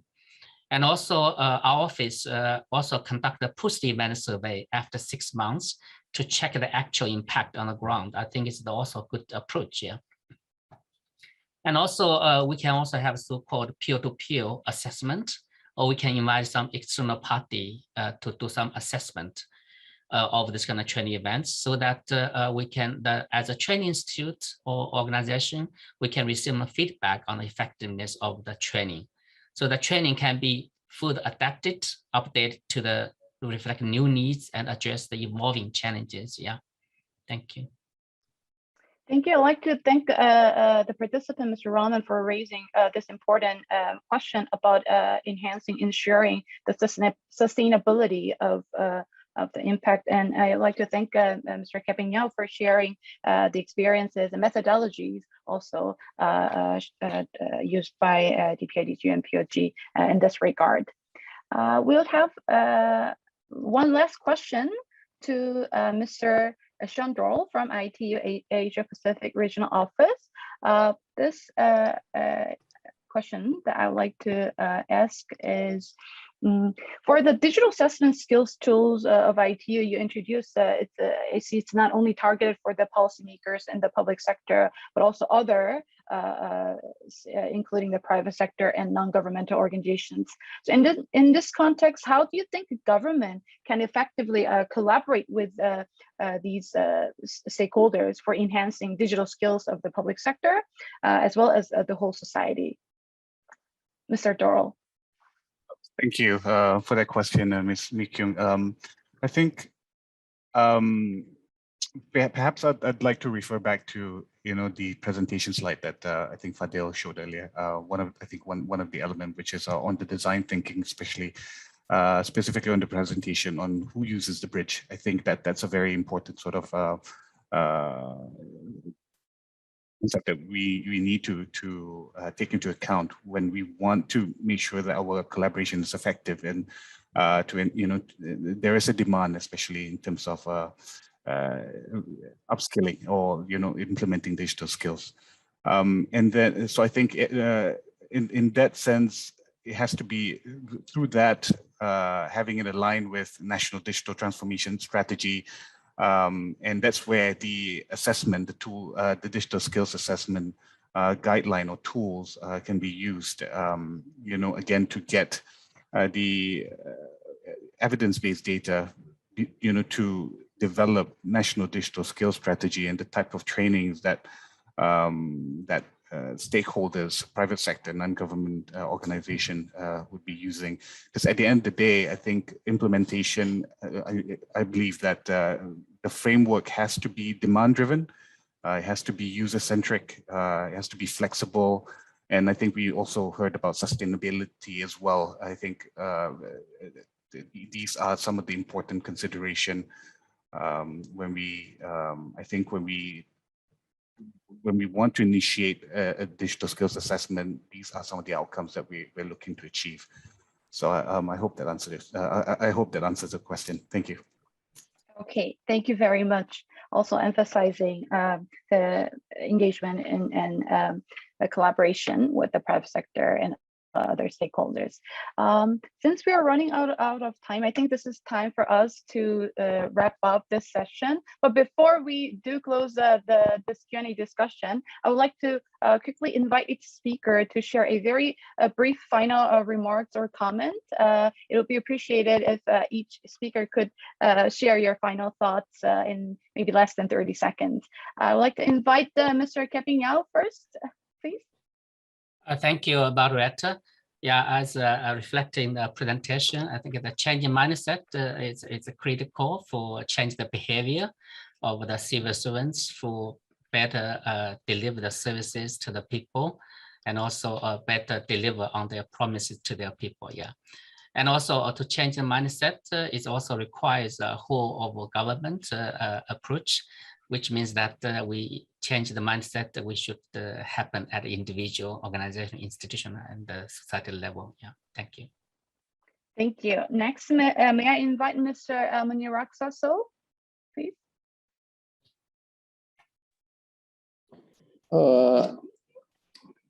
I may have the same comment as the first question. The first person, as in Cambodia, we really challenging the mindset, changing. All government officials tend to tend not to apply what they learn, though they learn new things, but when they come back to their workplace, they don't change their attitude or the way they doing perform their work. So changing mindset is really important here in Cambodia in order to also bring the innovation or innovative solution for the challenges that the public services may face. Thank you. Thank you for sharing that last comment. Next, may I invite Professor Moon for his last comment, please? Well, I learned a lot. I think there are a lot of ideas and strategies are discussed and presented. And now this is time to think about how we actually realize in concrete and systemic form. And I don't think there is one particular benchmarking case out there. There are many different ways. And the bottom line is that how we can share that different context and different solutions and collaboratively work on good, desirable directions for each country. And I think, globally and nationally, we have new challenges and hopefully we can get there with Thank you, Professor Moon. Yes, I agree with you that there is not only just one, there's no fixed way, but there will be different ways also depending on the situations and countries and context. Thank you. Next, may I invite Mr. Dorrell for his brief last comment, please? Sure, thank you. Same as Professor J. Moon, I learned a lot as well in the session. I think I'm learning to value, I think, the importance of ICT leadership, in leadership, in particular ICT, in terms of driving the change of mindset, I think, amongst civil servants. And I think also another point that I tend to value in the session as well is the importance of emphasizing demand-driven, user-centric sort of interventions that we need to introduce through assessments and studies and so forth. So again, thank you for this opportunity. Thank you. Last but not least, may I invite Mr. Marker? Thank you, Mikyon. First of all, I want to thank POG colleagues, you, Ms. Bokyan, Keping, and everyone for facilitating this and having us involved. Number two, thanks to all the panelists. Great presentations, a lot of learning. And as Sean said, there's a lot we have gained, and I'm sure I'll be connecting with you all to follow up, to sort of engage, see how best we can collaborate for better impact. And my message to all in a nutshell is, first one is people, should be the focus. Empathize, get into their shoes when looking at the problem, always. Number two, experiment. Not all experiments will work, and it's okay to fail. Keep that in your mindset all the time. Number three, that doing innovation is a team sport. You need everyone around you to understand that. You need a good space, and leaders also need to provide that space so that we can all use this. With that, thank you again. Thank you very much, Mr. Marker, for very insightful final remarks. Yeah, and very inspiring. Thank you. I just saw while we're closing that a few more questions came through Q&A box. So for this, I would like to invite our participants and also speakers to share further your ideas and thoughts in our online discussion board to continue the discussion ongoing.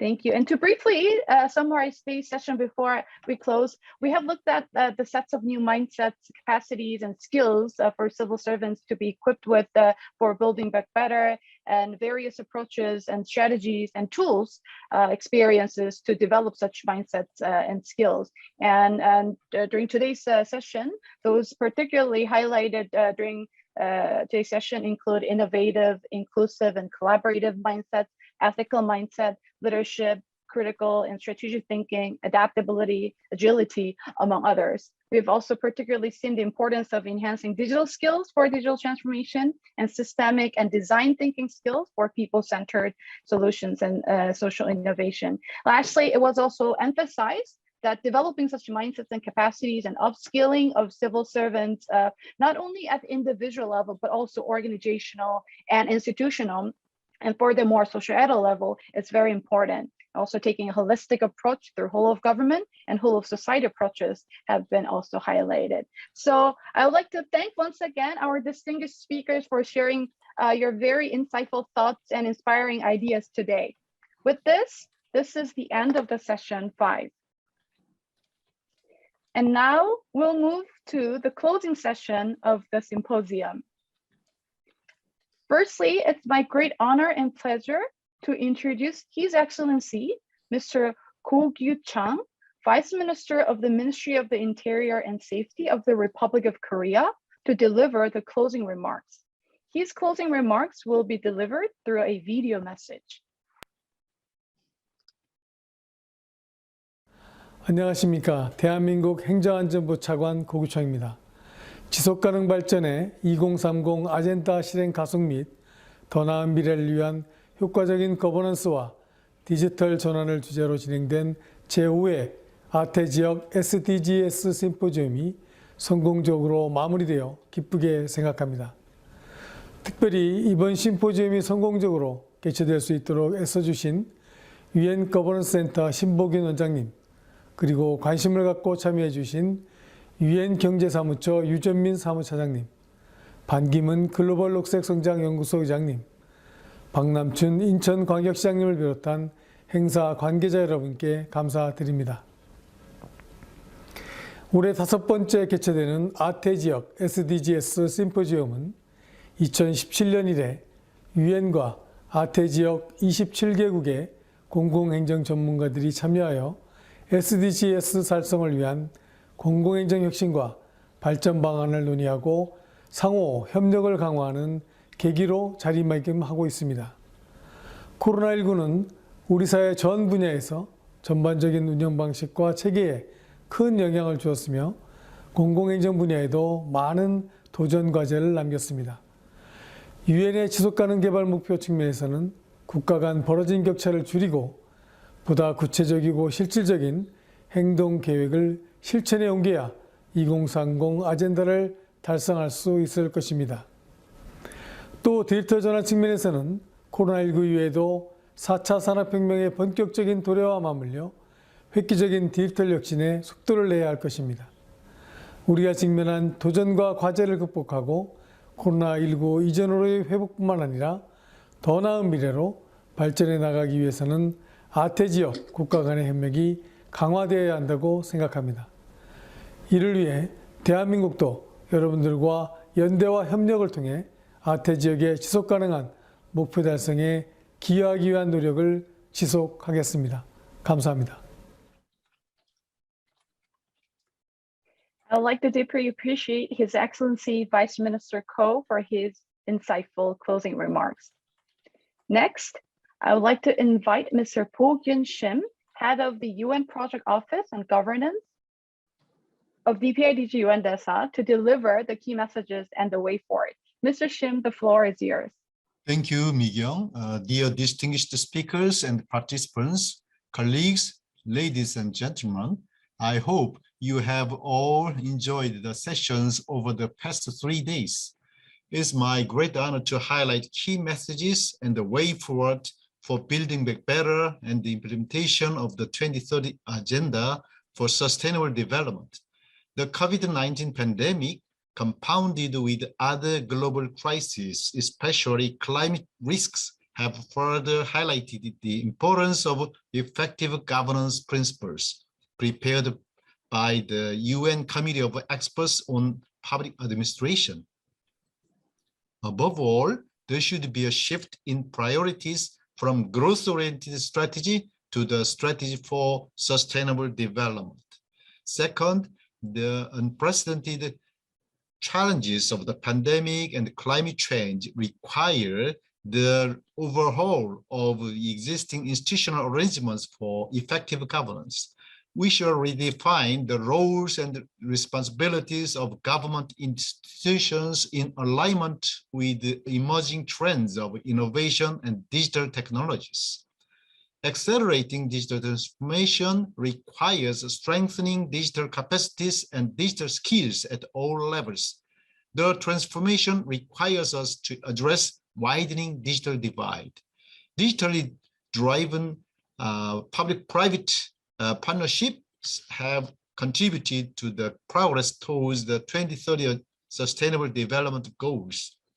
Third, we need to bring together multiple stakeholders towards a common goal for inclusive governance. As Mr. Fadil Makka highlighted, system design and design thinking will prioritize empathy and place citizens at the heart of policy process and solutions to leave no one behind. You will earn public trust with people-first approaches.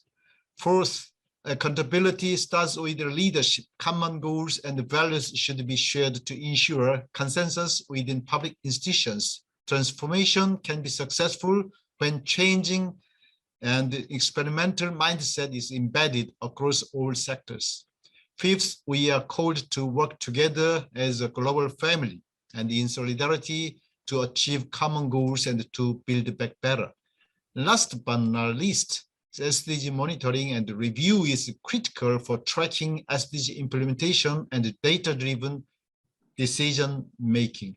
The fifth Regional SDG Progress Report by UNESCAP has shown the reversal of the progress of almost all SDGs. It requires the prioritization of actions by different government institutions. The SDGs indicators are very complex and pose great challenges for customization and localization. SDG focal points need to consult with the stakeholders, including local communities, as the speaker from Philippines indicated.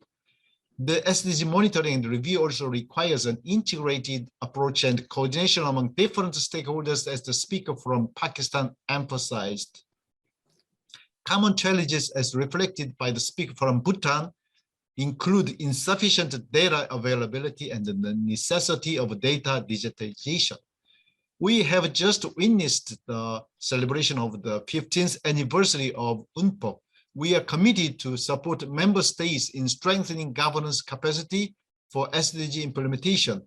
We are currently conducting the second capacity needs assessment to identify priority areas for capacity development. We rely on your feedback and comments. Meanwhile, we encourage you to avail the online discussion board on the UN UNPOG website to continue our discussion on thematic issues. I hope this symposium to be evolved into a platform for policy dialogue and exchange of innovative practices. Thank you all for the great attention and patience. I wish to see you at the next year symposium on site. Thank you. Over to you, Mi-kyung. Thank you very much, Mr. Shim, for providing a very comprehensive summary of the insightful discussions that took place throughout the 3 days of the symposium, as well as the important implications for the way forward. With this is the end of the 5th Regional Symposium on Effective Governance and Digital Transformation for Building Back Better and Accelerating the Implementation of the 2030 Agenda for Sustainable Development. Once again, we would like to deeply appreciate all distinguished speakers and participants who have joined the symposium over the past 3 days and share their valuable insights, ideas, and experiences through active participation. Before we conclude, I would like to share several announcements. First, we're inviting participants to kindly spare a few minutes to take part in the post-event survey, which is very important for us to improve our future activities. Second, as just shared before, kindly note that an online discussion board has been created on UNPOG website to address the questions that were not able to be covered during the symposium, and also to facilitate continued partnership among participants. So we invite you to join the online discussion board and continue sharing your questions and thoughts. The guideline for joining the online discussion board is also available on UNPOG website. Lastly, all presentation materials and video recording of this symposium will become available on our UNPOG website as well.